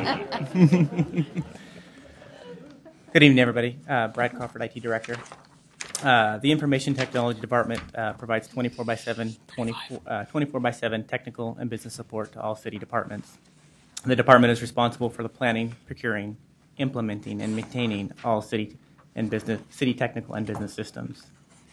Specifically, IT is responsible for maintaining and monitoring roughly 150 desktop computers, roughly 50 servers, and 25 networks spread across 50 network locations. Those are city locations, not anything related to broadband. Additionally, the department runs Sherwood Broadband and maintains the Sherwood Cable Access Channel. For fiscal year 14-15, the IT projects that have budget implications include replacing the audio-video equipment in this room and upgrading the remaining cable access equipment that we didn't upgrade this year. This project will primarily be funded with restricted PEG revenue and ultimately result in a more professional video for our cable access channel and website. Next year, we will also continue to support the Sherwood High School's new video production class, which is expected to produce some new and exciting content for the cable access channels. Another significant project that we'll undertake next year is the first phase of a formal security audit. This first phase will look at gaps in our current security posture and make recommended changes. Depending on the findings and the significance of those findings, we'll implement most of those next year as well, those findings. The IT department also has some significant work planned in getting the community center operating, including the installation of the network and phones and cameras and monitors related to that building.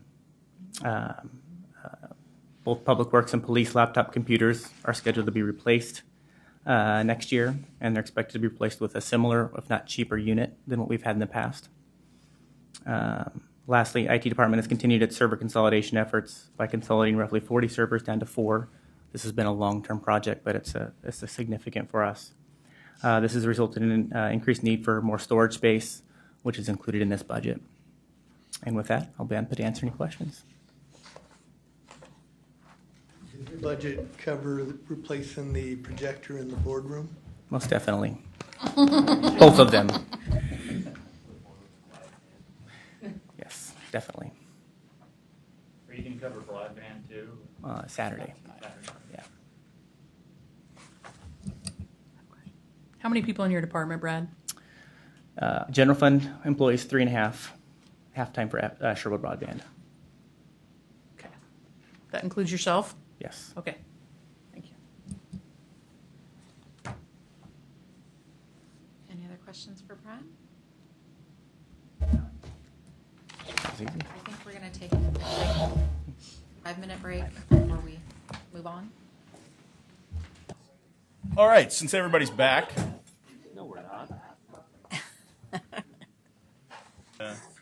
Lingering questions to discuss? I don't have a lingering question. I have a question to follow up the question I had from last year. What I asked for was kind of what we talked a little bit about tonight, was getting a better definition of what those funds are in each one of those categories. And I know at some point what you have to do is drill down into that, but I just, hopefully we can work on in the future getting more definition You know, instead of saying it goes in the general fund and there's a big chunk of money, I'd like to know what the major items are in the general fund. That's just an example. Only because I don't understand your accounting system, and I'm glad I don't. That much I've learned so far. But it would be easier for me if I knew, you know, what's in those funds. Let's meet. I'll do a Your button's not up.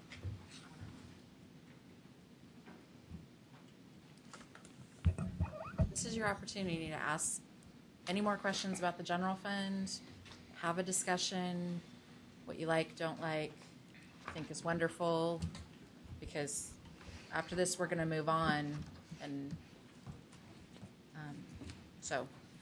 I'd like to see you come back with a list for a 1% cut from every department on like fluff items, and I think there are in every budget, because I've worked budgets for years. Items that you could live without.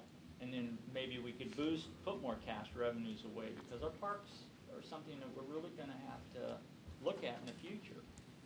And I think if everybody comes up, I mean, it's obviously going to be bigger on some departments, but just items that are not critical, that they have to maintain. And I don't like them taking my $1,600 candy out. That's for the kids of the community. I mean, But that's not critical.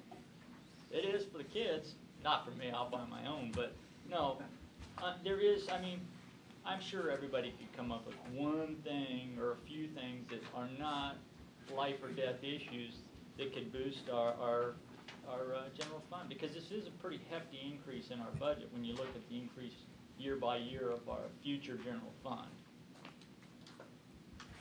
Is that a general consensus of the group that you want us to try to do that before Saturday? I didn't say. What's different from that from what's on page 8 of 10 on the We're going to have to dig deeper. Huh?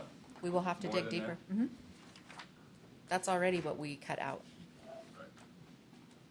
So what does a 1% cut mean? Yeah, I was just trying to do the math. I'm assuming it's non-salary. Yeah, not salaries, because the positions are, I mean, they're necessary. But there is issues, and I think there's things in each department. Maybe somebody won't have as many meals they can buy out, or something like that. I mean, just. Are you talking just general fund? Well, we haven't done enterprise. Okay. So. 1% of 3.2 million. I'd say general fund, because that's what we're looking at right here, and it says right in here, we were not able to put additional cash reserves away for the future years in the general fund. I'd like to put more cash away, and just, it's not saying that we've got to crush every department, but I know that there's things in every budget we could do without.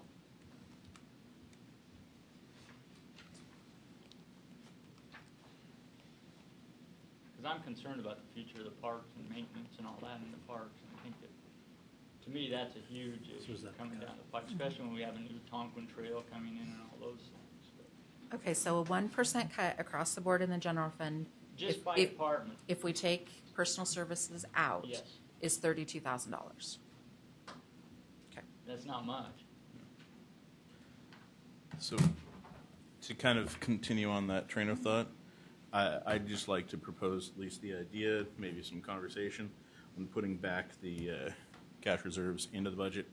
We kind of came up with an arbitrary number of $500,000 in one-time expenses, but I think it's disingenuous to leave those out of the budget and then say how well we did, because when lean years came and we didn't have the money to replace the turf at Sells and Snyder Park, for instance, everybody pointed to the last decade where we could have reserved. Now we actually had money, and we still have money, and we're not reserving. And, you know, kind of leaving that as on the cutting floor, I think, is going to, you know, irritate somebody in 4 or 5 years. So I just open it up for discussion. Be happy if you guys disagree, but I think that should be added back into the budget, or added to the budget. Taken out of vending fund balance? Yes. It will lower our 28%, but I believe that's a more accurate number. Doesn't that actually do the same thing if you took it out of ending fund balance and put it in a reserve? It's still in the pot. So you haven't, I mean, sure, it'll change the ending fund balance percentage, but it won't. We still have the money set aside for the future type of thing. But pointing a finger at it and saying that money's for, this particular thing is a lot different than leaving it in there and hoping future councils will decide to spend that correctly. Just a question maybe to help me out to go forward. On page 9 of 10 of your handout is that general fund 5-year ending fund balance forecast,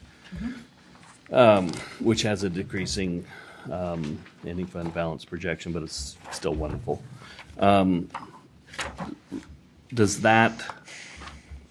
It doesn't tell me how you got to that number, except that I'm assuming you're using the same logic that was used to put this year's budget together, and we're spending money on the maintenance things identified in the plans on a continuing basis.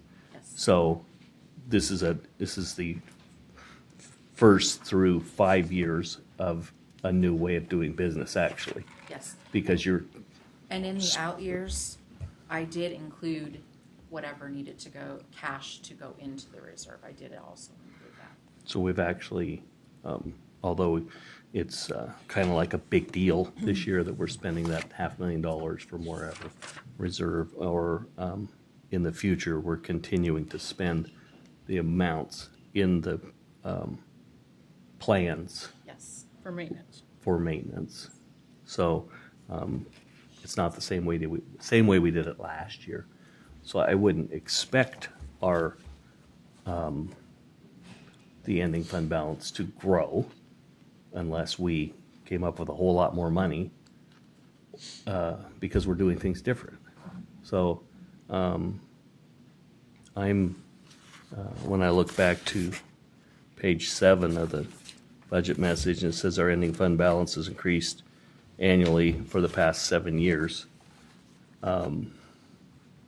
We've paused things and saved money, and you folks, through the operation and not spending money where we didn't need to or we didn't have to, managed to get this $3 whatever million.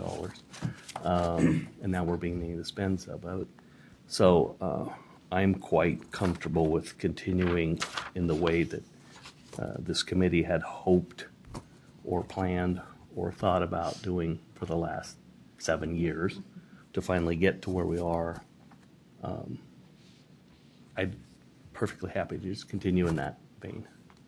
And that was very long-winded. So, we've already arbitrarily said that we wanted to put 20% into the ending balance fund. No, it's not arbitrary. Yeah, I mean, we made a commitment, right? We made a commitment. Yeah. And so I'm suggesting if we meet our 20, why don't we take any excess and put that in the reserve?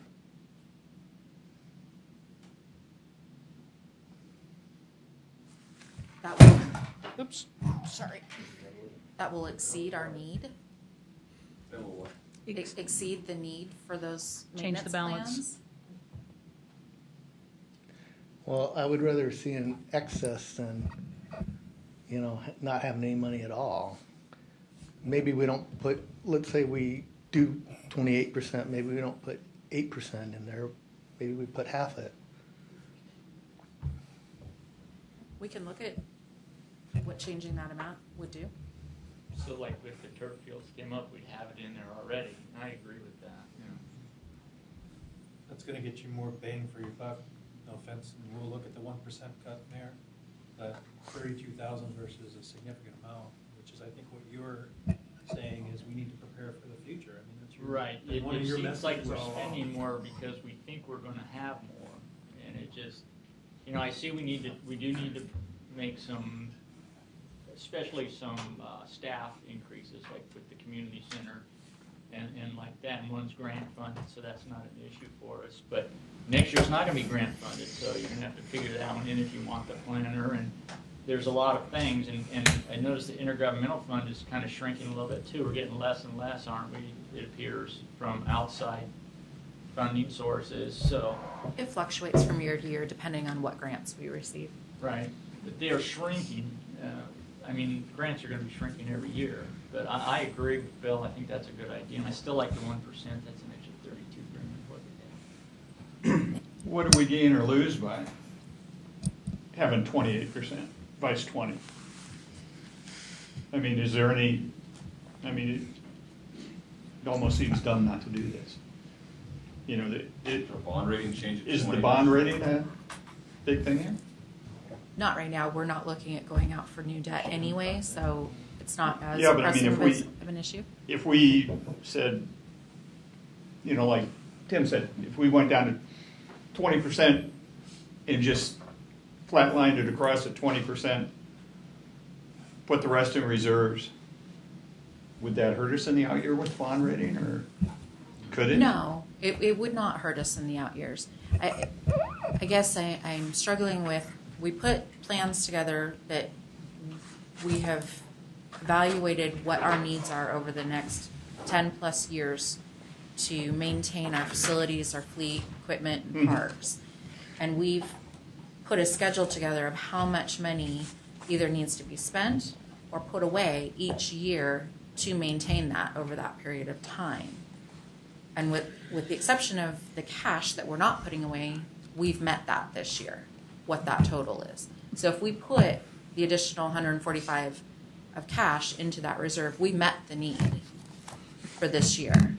It's the same amount every year of what we need to either spend or put away the difference. That's assuming there's no big issue that we need a big chunk of money for. So if we had it in his fund there, we'd have that money to just use. And then we wouldn't have to come back and like we did with the turf field. And I know the football field's going to need it in the not too distant future. And yeah, that's not our. You know, I just would like to have it there. If something happened this year, we have to use it. We got it. I mean, it's not that we have to spend it, but it's there for any kind of emergency.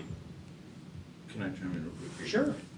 So the chart on page 9 of the packet, those balances that we forecast the excess amount, if those assume that we carry forward the term reserve, I think we're using in three different ways. An excess at the bottom. If there's an issue, you know, with the field or something like that, we can correct that using excess funds from this year. What I'm saying is that at part of our 20% agreement over the in excess of the expenses, I say that should also basically mandate that we do reserve based on the schedule we've created. We do always reserve those, and that's one of the first things you put after essential expenses, not something that's kind of first to be cut. Sorry, now I got that on. So that's all I was going for. Keeping that money at the bottom of the ledger, if you notice, it starts to weed itself down pretty quick. And so we're rolling that, or this is assuming we roll it, and, you know, 2 years from now, we've already eaten away at some of that. 3 years from now, it'll be less, and so forth and so on. So I'm not saying we do anything that's significant. I'm just saying we, in good years, we keep faith to our plan to reserve for the future. Because I think if we do something too drastic, we're going to end up reversing this whole decision next year or the year after. I agree with Tim as far as keeping faith to the plan. There might be another opportunity. Julie, didn't you explain to us last meeting that there's a unallocated funds portion that would basically could be left in as being totally unallocated, which pretty much puts it in a lockbox in case, unless there is dire emergency.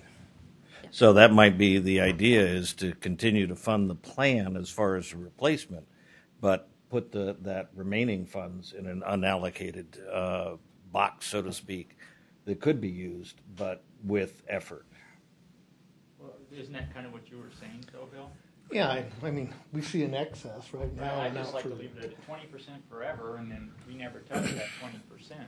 So But if you take if you take it down to 20 now, 2 years from now, we're actually spending the excess now because expenses will rise, revenues will not necessarily match the extent of expenses rise, and we'll actually be spending some of that in 2 years, 3 years, 4 years. So if we take it out now, we're going to end up having to be in the hole later. I'd rather put it, if you will, in a savings account rather than a CD.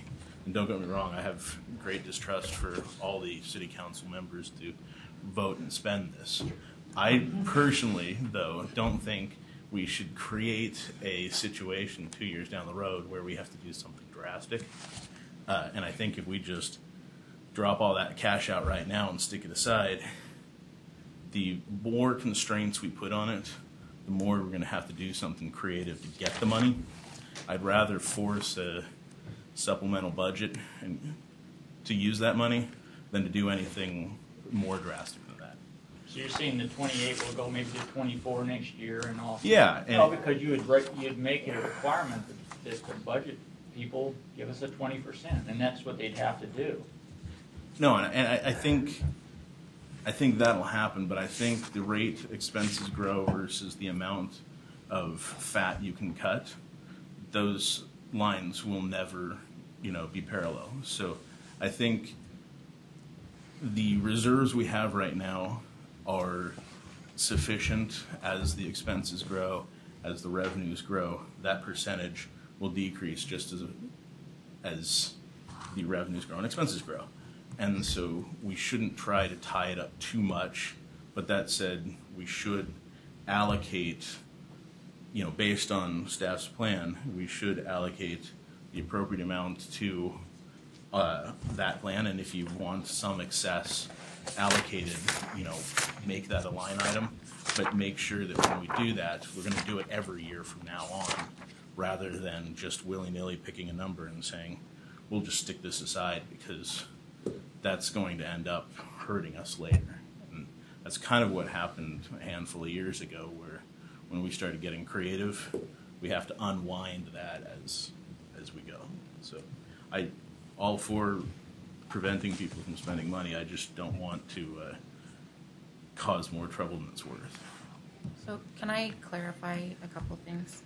So based on our maintenance plans, the 3 plans that we have, the total amount that we need to either spend or put away to be able to service those plans throughout the next 10 years is we need to be putting about $600,000 away or spending that each year, depending on what items are coming up. This year we're spending about $450, roughly. So we have about $150 left that we're not funding out of that plan. And what I hear Tim saying is, go ahead and fund that. Put that extra $150 cash into the reserve to fully fund that for this year. And then next year when we do our budget, we have to fund that $600,000. Again, each year we as staff have to come up with a way to fund that $600,000 that we need every year to maintain our facilities and equipment. Does that help? I still think, though, that if we put more down there than 150, and now with this, what would that bring it up to if we drop down to 20%? Because there's going to be more than $600,000 per year needed. Even that's my feeling. I think that's a small amount for what's coming down the pike when it comes to fixing up our parks and things like that. So just to me, it's just something that we're going to draw it down to 150. I'd rather have more in there. Take what we've allocated out of there, and then next year we'll have more, and it will grow along. And because we're going to need a lot more, I think, than the 600,000. But that's just when it comes. I mean, look at how many parks we've got, and we haven't even started on the Tonka Trail. and which is going to be a big, not a huge maintenance issue, but it's a maintenance issue. We got new buildings over here we're going to be maintaining, and I'd just rather see that be a bigger fund every year, growing rather than drawing it down to virtually nothing, and then come next year looking around how we're going to get that. If we add it and just keep it at the 20%, we'll start off next year with a bigger amount in there, and it will grow and grow, and that's just, I think that's kind of, is that what you're kind of getting at, Bill? And Yeah. So what if we have excess? Yeah. It's better to That's have better excess. next year for us. I mean, Well, we've got 20% excess anyway. Yeah, so leave it at 20, and then we'd have a bigger pot next year. It gives Craig a lot more flexibility. Let us look at it. Joe and I'll work on it in the next couple of days, and we'll come back with something on Saturday. That's great. So I have a question. So the chart that's on page 9 of 10 of the email or the packet that we received today, which shows the growing 5-year ending fund balance forecast. So Julie has already put in, growth rates of expenses.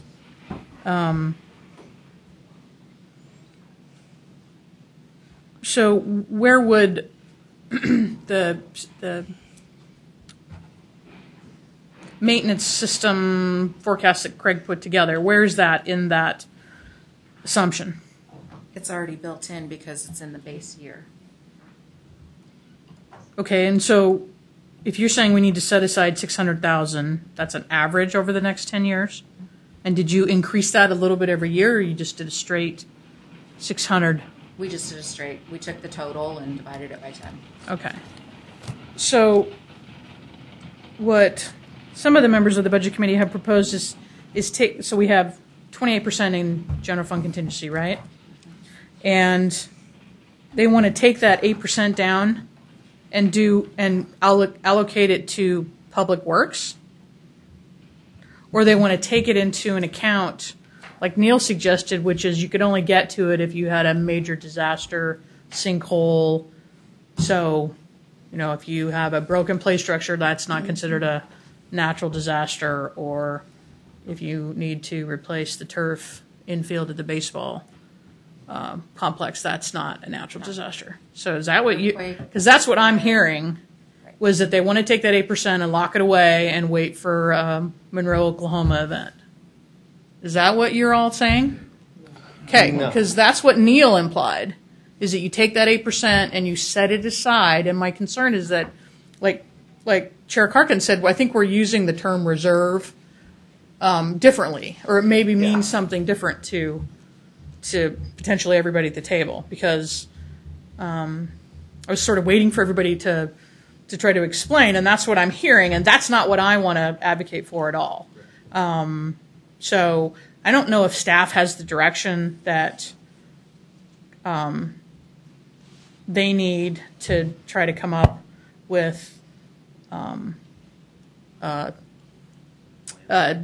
suggestion, an amendment, or whatever. So if we look at page 30 in our packet under general fund, total by division, you see all the departments that are part of the general fund, and at the very bottom, well, on the right or the left side, there's $2,305,447,000. Is that 28% right there? That plus the 500,000 is 28%. At our last meeting, The 500 of one-time expenses. no, No. the 500 of contingency. At our last meeting, we talked about. Oh, right, the state sorry. Changed the way we have to allocate. So that's 28%. So we've already taken a portion of the 28%, right? No, Well- this will be our ending fund balance. Okay, so why do we have a separate line for contingency? What's that contingency for? Contingency, we talked about putting. What can we use it 5% for? Sorry. What can we use it for? Anything, so it's unrestricted. Yes. Both of them are unrestricted. The difference is contingency, we can do appropriation transfers. So like interfund? Mm-hmm. With the reserve for future years, in order to get into that pot of money, we have to do a full supplemental budget. It takes a little more to be able to use those funds if we need to. Okay. So back to the 8%. So I don't know where the budget committee wants the 8% to be allocated. I don't necessarily know what you're going to call that fund, whatever it is, but it's got to be accessible for when, Craig needs it. It can't be locked away for disasters That's why I think we made the distinction between. That's why I think we made the distinction between contingency and reserve for future years. Is that if the threshold to get access to the money is a supplemental budget, which means that everybody knows about it, we have to go through some stumbling process to get to the money, and I think that was the what if the turf needs to be replaced now, or what if there's some incident. That was kind of the rationale the last time we talked about it, was there's enough of a burden to do a supplemental budget that it requires thought, and it can't just be accessed willy-nilly. But we still want to follow the reserve plan outside of that to make sure cash is set aside for various property, plant, equipment, and the like. So I think, at least my understanding the last time was, and this is kind of where I was going with, I don't want to handicap us, is that putting it there requires enough of a stumble that we probably aren't going to access it that much, and hopefully not at all. But if we start tapping into that, we have $444,000 worth of one-time expenses this year. We're going to have to basically pay those next year into either reserving or into doing work. So that's already going to deplete that amount unless revenues cover it, and then that amount carries forward from now on. So if we start to chip away at this, then you won't actually have the money for any emergencies or the like, because we will have set it aside for certain things. We don't know what all of the issues that can come up may be. So that was kind of my 2 cents and how I understood the difference between contingency, reserve for future years, and unallocated. What was it called? Unappropriated cash. So there's just 3 different levels of how you can gain access to the money, and I want the majority of it in the harder but not impossible bucket.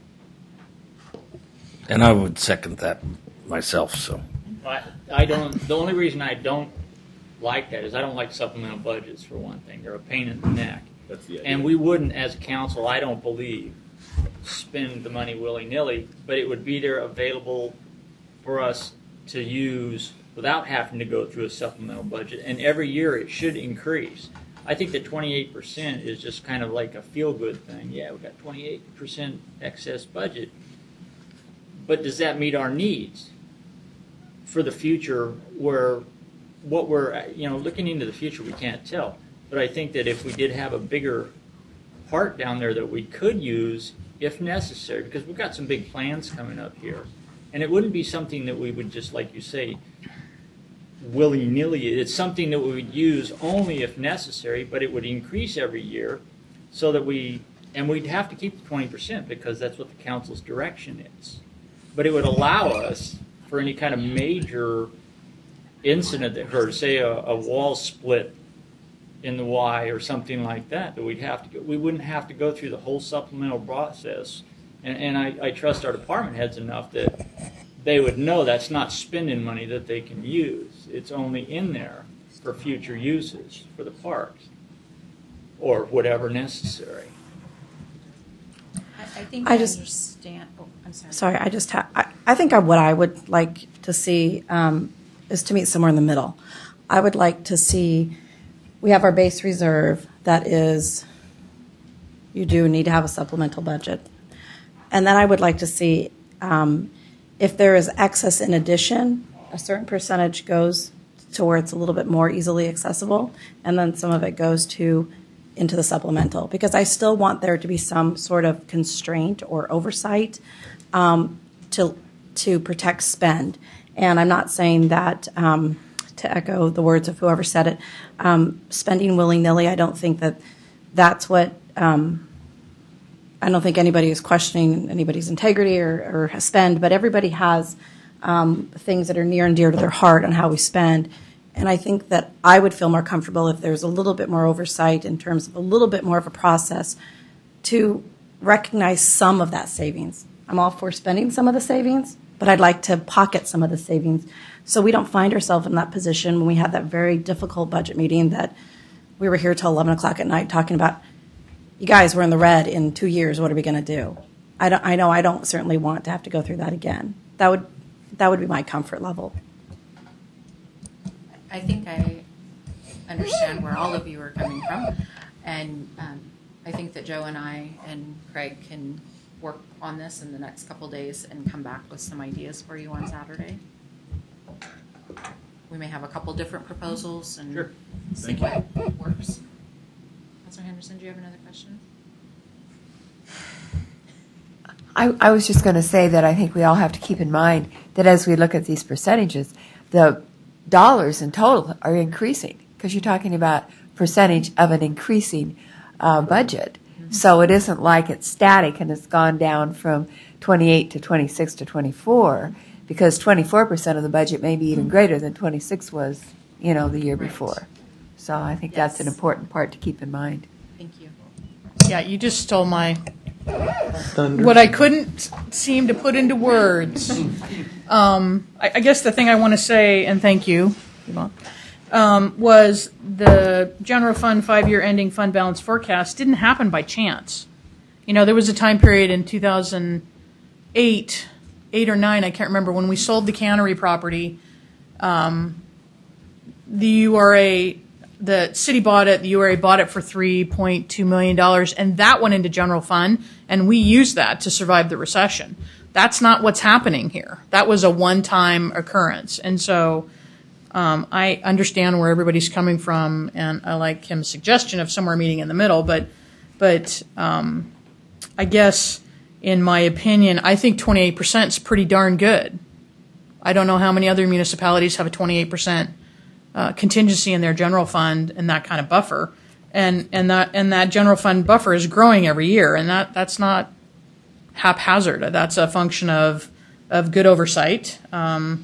If you could provide me an instance in which the council spent willy-nilly, I'd really like to. Gosh darn it, that thing just doesn't want to stay. The mayor asks for $38,000, $34,000 worth of cuts, but then wants discretion to spend money without the hassle of a supplemental budget. To me, I sit there and I say, well, why don't I just, not grant you one and grant you the other?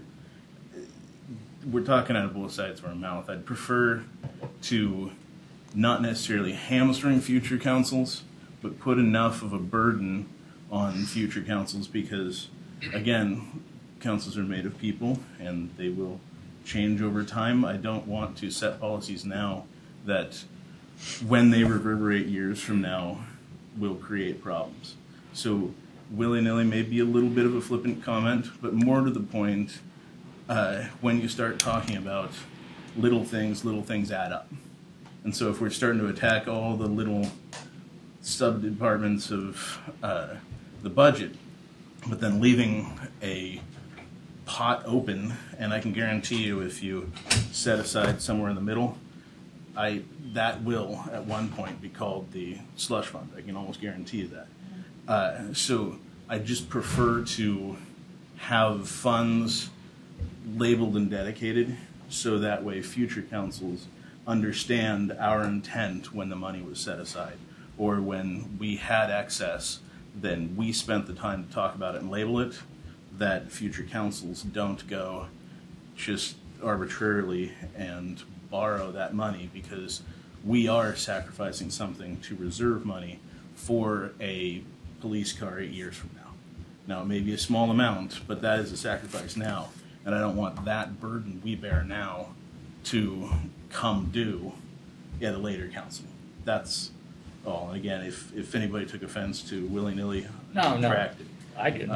but I think that it kind of spelled the point where there is opportunity, and I just want to reduce or eliminate as much of that as possible because we are in good financial standing now. I don't want to hurt future budgets. So when staff comes back with some suggestions on Saturday for setting more money aside, is it your expectation that that money will be set aside into a fund that is just for public works? That $145,000 that in the difference cash that was the difference. Yeah, I would assume that be set aside based on the plan, and some of it's public works, some of it I believe was police, some of it was other things. So yeah, I would assume that gets reserved at those levels. Okay. And the list of items that were not included in the budget, the $747,000, where's that in the allocation of reserve money or things that didn't get funded this year? Part of that. It's on page 8 of 10. Yeah. So I'm just asking the question because I completely agree with what Craig did, and I commend him for it, and I know we need to fund it, but there was obviously other services that got cut. The candy, like the mayor said. That was $1,400, Mayor, by the way. So I guess that's my question or my inquiry to make sure staff has what they need is these were these needs that weren't funded that staff who we trust and many of them have been here a long time, put them into the budget, but they didn't make it this year. So I just want to make sure that this is a list of items that in the future, the majority of the items on this list, we are going to have to figure out how to pay for. Right. And are they prioritized anywhere? Not yet. Not yet. Okay. In reviewing that list in my mind, like the $201,000 for the permit. Yes, thank you. Brain's turned off. I think what I heard you say that was important was we want to only take on one software transition a year. Makes sense. I appreciate the conversations that we're all having, but I think going through this for the 5th time, I want to say how grateful I am about the work that the budget and the council has done together to create a culture where we're talking about reserves and not spending down the $3.2 million. And our staff is getting that message. And the efficiencies at which they operate is because that message has been loud and clear and consistent, I think, for the past 3-4 years. Very consistent. So in my mind, I'm looking at the budget, and I sort of am probably where Kim is. I think we should set aside the nest egg to meet the need, which was the $600,000, and then plan for the future. That we'll always make sure, because what I think I hear the mayor and Councilor Butterfield saying is we never want to be in the position like we were last year when we say, how are we going to fund this? Because it will be a rare situation that we are 11% over what we have asked ourselves to do. And so we're taking advantage of that by catching up, which is what we're doing this year, but we want to go forward in the future and have that nest egg. I think that's what you all are talking about. Now, the structure of the nest egg is what we're going to talk more about on Saturday. But I think we're all, because we have that culture of fiscal responsibility in a way that in my tenure on council hasn't been seen until the last few years. And as a citizen, it was one of the reasons I became involved, because I was really concerned that there wasn't that culture of fiscal responsibility and accountability, not just for today, but for the future. And I think we're getting there. Okay, so one last. I have a question on a different subject. Okay. Or, is that okay? Thank you. Well, you haven't heard my questions, so you might not share, but I can't help it. It's the accountant mind. So if I look on page 29, I just have a couple questions. Professional and technical, it's increasing every year. So 2013 to 2014 increased 10.1%. 2014, and then it's increasing again from projected to proposed by 17.9%. So I can appreciate the value that consulting or other professional services can provide, but I think this is a question I ask every year. Is there any portion of that professional services that is just continuous, that's just never goes away? And why? Absolutely. Okay, and is there an opportunity for some of it to go away, and we're just? That includes things like our janitorial service, Mhm. our landscaping services. So there is a chunk of that is just things that we do annually. Right. But it also includes contracted services for when we're doing some of these projects. When Craig's going to put the new play structure in at Stella Olson, he may need to bring in services to help with that project. So it's a mix of both. I guess I would just expect, I mean, I would understand that there would be an increase. Actually, I think what I would like to see is a tailor, because it sounds like some of them are constant, janitorial, landscaping, I get all that. But some of them are one time. And I don't see the trend going down at all. And so are there more consistent professional fees, or are there more one-time fees? Because the way it looks to me like, does my question make sense? I mean, professional I can services come are back not cheap. Yes. Let me bring you an answer back on Oh, Saturday. I have another. Sorry. It's back here. And then other purchased services, it's increasing. And so you may have mentioned this and I didn't retain it. What is included in that other purchases? Because I see that it's increasing by $126,000. And I don't remember what was in there. Landscaping. 681 to 808. Page 29. It's still on 29, yeah.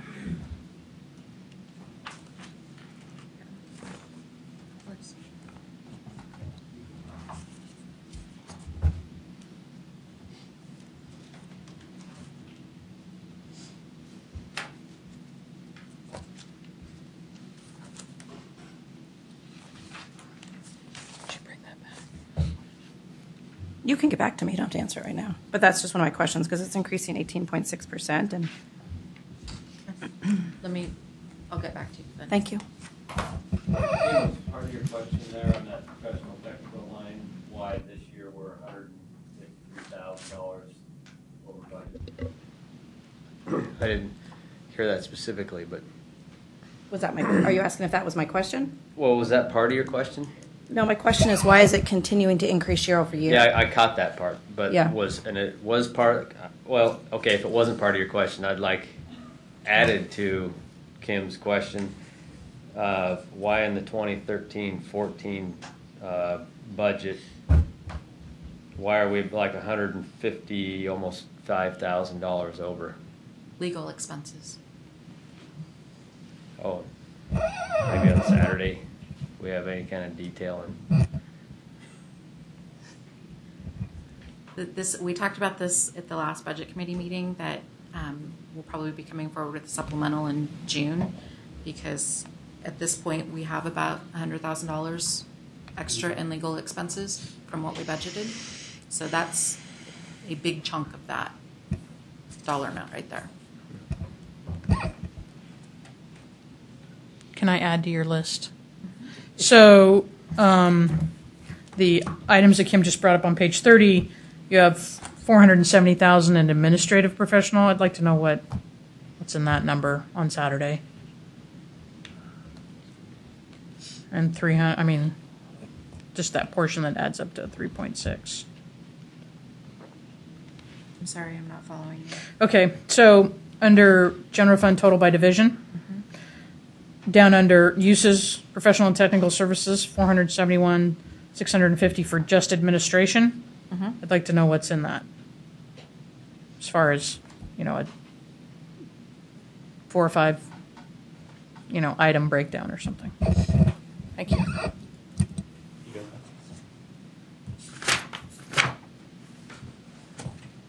And that's kind of what I've been asking all along.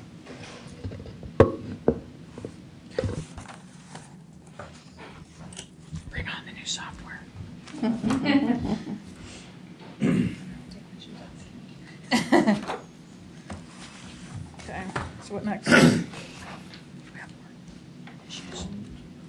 Does anybody else have any more questions? Does anybody else have any more questions? All right. Next up will be Julie speaking on long-term debt review. So this is page 10 of your handout. And I'm going to really quickly go over this. We have 2 general obligation bonds that are still outstanding. One of them is for the Y facility that we purchased back in '96. And that's the one that's listed A and B refunding? Yes, the one that says A and B refunding. That was the original Y purchase. That will be paid off in 2017. And then the loan for our police building, that will be paid off in 2021. Both of those are paid for out of property tax. GO bonds. We have the YMCA expansion loan. That will be paid off in 2017 as well. Then we have 3 water loans. Their payoffs are farther out. And then we have our URA loans. And I have a note down here that even though these years of payoff range from 2024 to 2027, at this point we are projected to close the district down in 2021. So we will be paying these off faster than what their actual expiration date is. So once these general obligation bonds go away, people's property taxes will go down because they won't have that on their tax bill anymore. Question. So in the GO bonds and the long-term loans, you have an interest rate range. Is that because that's the average interest rate over the life of some of these loans are set up that for some periods of time it's one rate, and then the next 5 years it's a different. And rate. that's fixed in advance. Mm-hmm. Okay. So we know that none of our loans are variable. Yeah. Okay. But the rate may be different at different points in time. So this is the not to exceed. Yes. Okay. Thank you. Any other questions?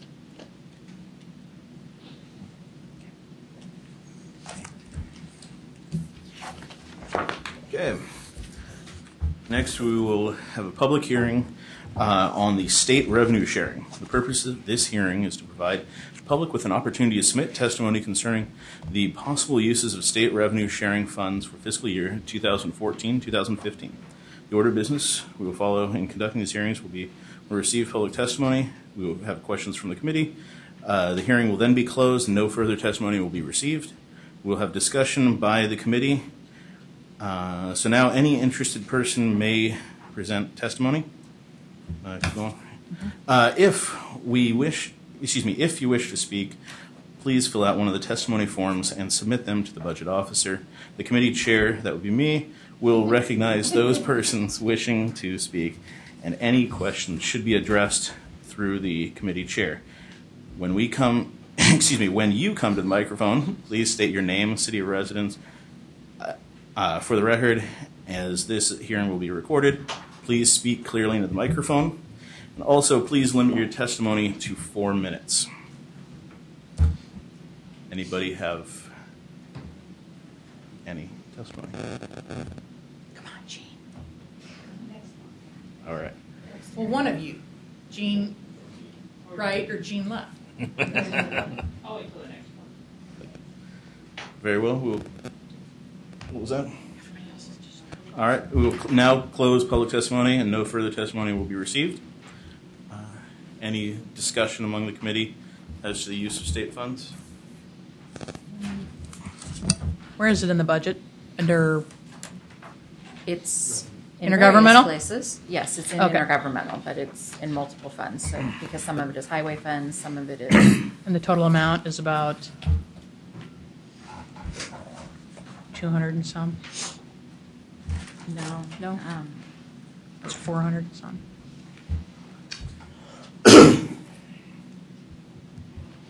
Total intergovernmental is 3.1 million. That includes our street fund for our highway apportionment, gas right. tax, cigarette tax, liquor tax, state road shared revenue, all of that gets dropped into that. Into the general fund. No, this is for all funds. So what portion of the general fund intergovernmental is shared revenue from the 1.8 for, well, sorry. I guess it's proposed.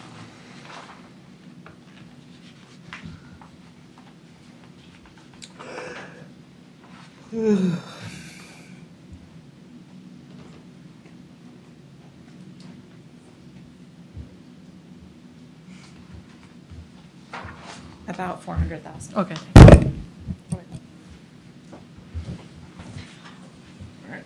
Next up is public comment. I will now open the meeting to accept public comment on the 2014-2015 City of Sherwood budget. If you wish to speak, please fill out one of the testimony forms and submit them to the budget officer. The committee chair will recognize those persons wishing to speak, and any questions should be addressed through the committee chair. When you come to the microphone, please state your name and city of residence for the record, as this hearing will be recorded. Please speak clearly into the microphone. Please limit your testimony to 4 minutes.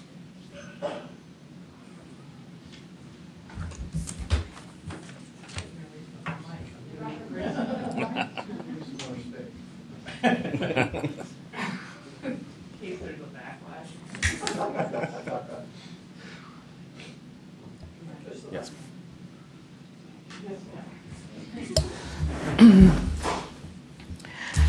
Jane Simpson, Sherwood, Oregon, and I'm just representing myself. I have been involved in the community for several years, and at first I really wasn't going to testify. I was doing a cursory visit on as I was driving by on my way home, because over the past few years I've gotten such a level of confidence both in the committee and in the council's actions and the way this committee has performed recently. I felt really good that this is a vetted process, that things are out there, questions are being asked. It's a really good process, and I wasn't really going to speak, but I wanted to talk about the Community Development Department and the funds that are being allocated to that, and support what they're doing by increasing it. I know it's a grant-funded increase by a position, but for those of you that have been to the Planning Commission meetings and see what the Planning Department does on a regular basis, it is a very labor-intensive process. And there are some things that are in our comprehensive plan and in our code that need to be updated.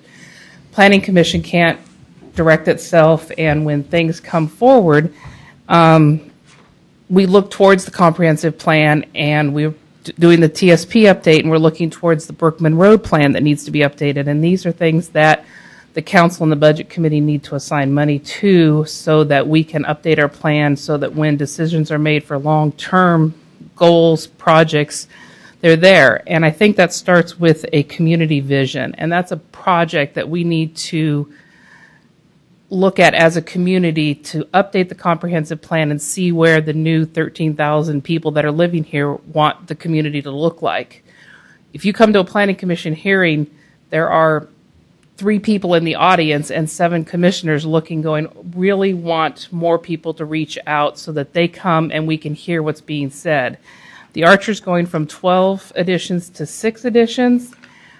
How is it going to be replaced at the community outreach? We hear all the time that, why don't you have a website? Why don't you post something on Facebook? Where's your electronic communication to get more people involved, to get that electronic engagement so that opinions can be heard in a way that everybody can hear it? And so I'm looking towards this committee to allocate resources for community development, community outreach, and a community vision, so that the planning is on track with what the citizens want, so that decisions both at the council level and at the commission level aren't made in a vacuum.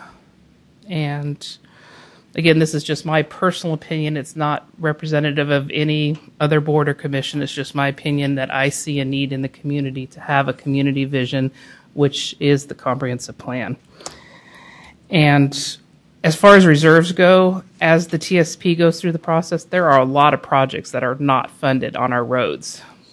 Oh, by the way. So that's it. That's all I wanted to say. And thank you very much for your hard work. I really commend you for all the work. As a volunteer committee, I know there's a lot of work involved in reading 3-ring binders this thick by the time you go to hearings. So thank you. Thank you for your Thanks, comment.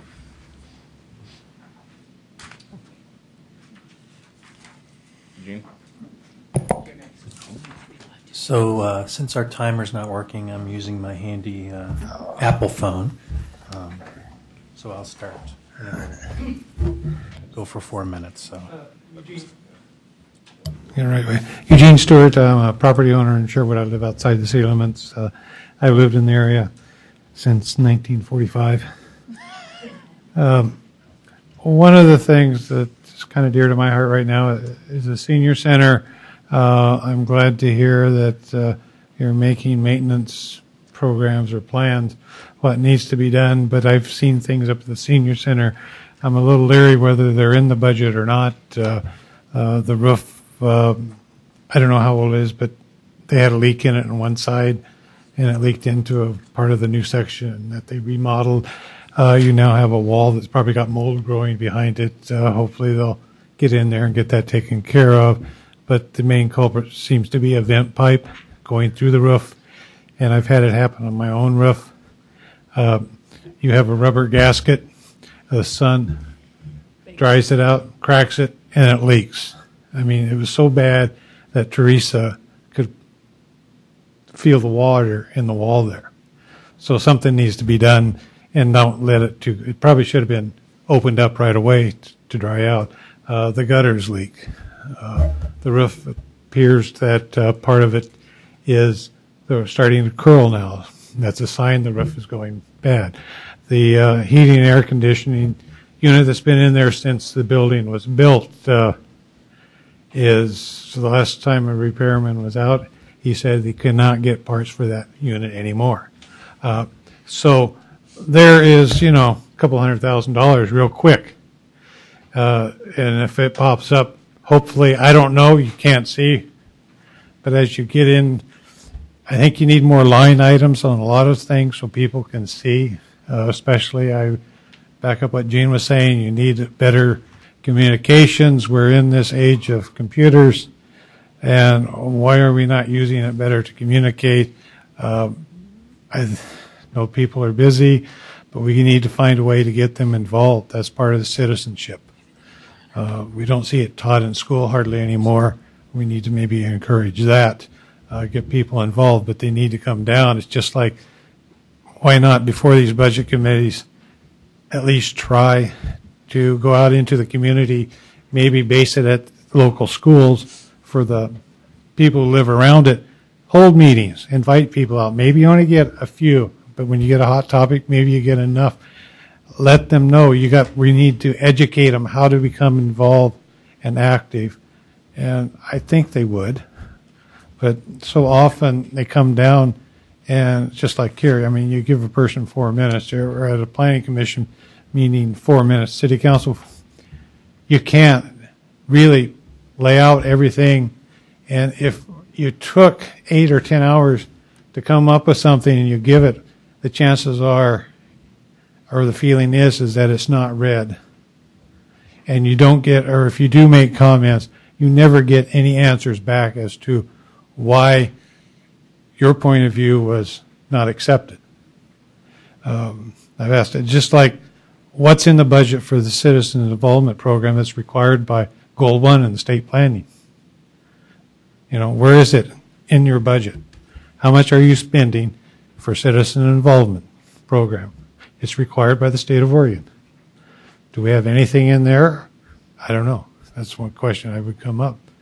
But if you do want to get people involved, you need to step forward a little bit more, especially on your computer hardware. If, as I see it, from what I know, the cloud is out there. That's me. Keep talking. Yeah. The computer, should it be on the cloud where citizens could drill into the what's being spent and they could actually see? Then have a comparison of if you got a budgeted item, if you overspent, the question should be asked, why is it overspent? Why did it get to a point? Because I believe, you're not supposed to overspend. I know it happens, but so often, just like what the communication systems in this building was put in, and they didn't have the money to pay for it. And they had to come to council and get approval after it was already put in. Things like that hopefully don't happen as much as it used to. But you are progressing, and thank you for your time. But I think we need more definition on the budgeted items as to what they are and what makes up. The senior center, I think, needs to somehow be broken out so you actually see what's going on. One of the suggestions I said, you need to go up and look at the Loaves and Fishes budget. There's a programming side and there's a food side. If you could break out the programming side, would it be that you would almost be at a break-even point? And if you are, then why aren't we looking at bringing it back in-house? Or maybe you let the Seniors Inc. Hire somebody to run the programming side. There's a good amount of rent that's coming in that's going to Loaves and Fishes. Nobody looks to see, are we really losing money that we don't need to be? I mean, Loaves and Fishes, they'll do the food side, but can we do the programming side a little bit better? Or are we helping them out more than they're helping us out? Thank you for your comment. And with that, if there's no more comments, the Budget Committee meeting is recessed until Saturday, May 17th, 2014 at 9 a.m. Thank you. I pray my son doesn't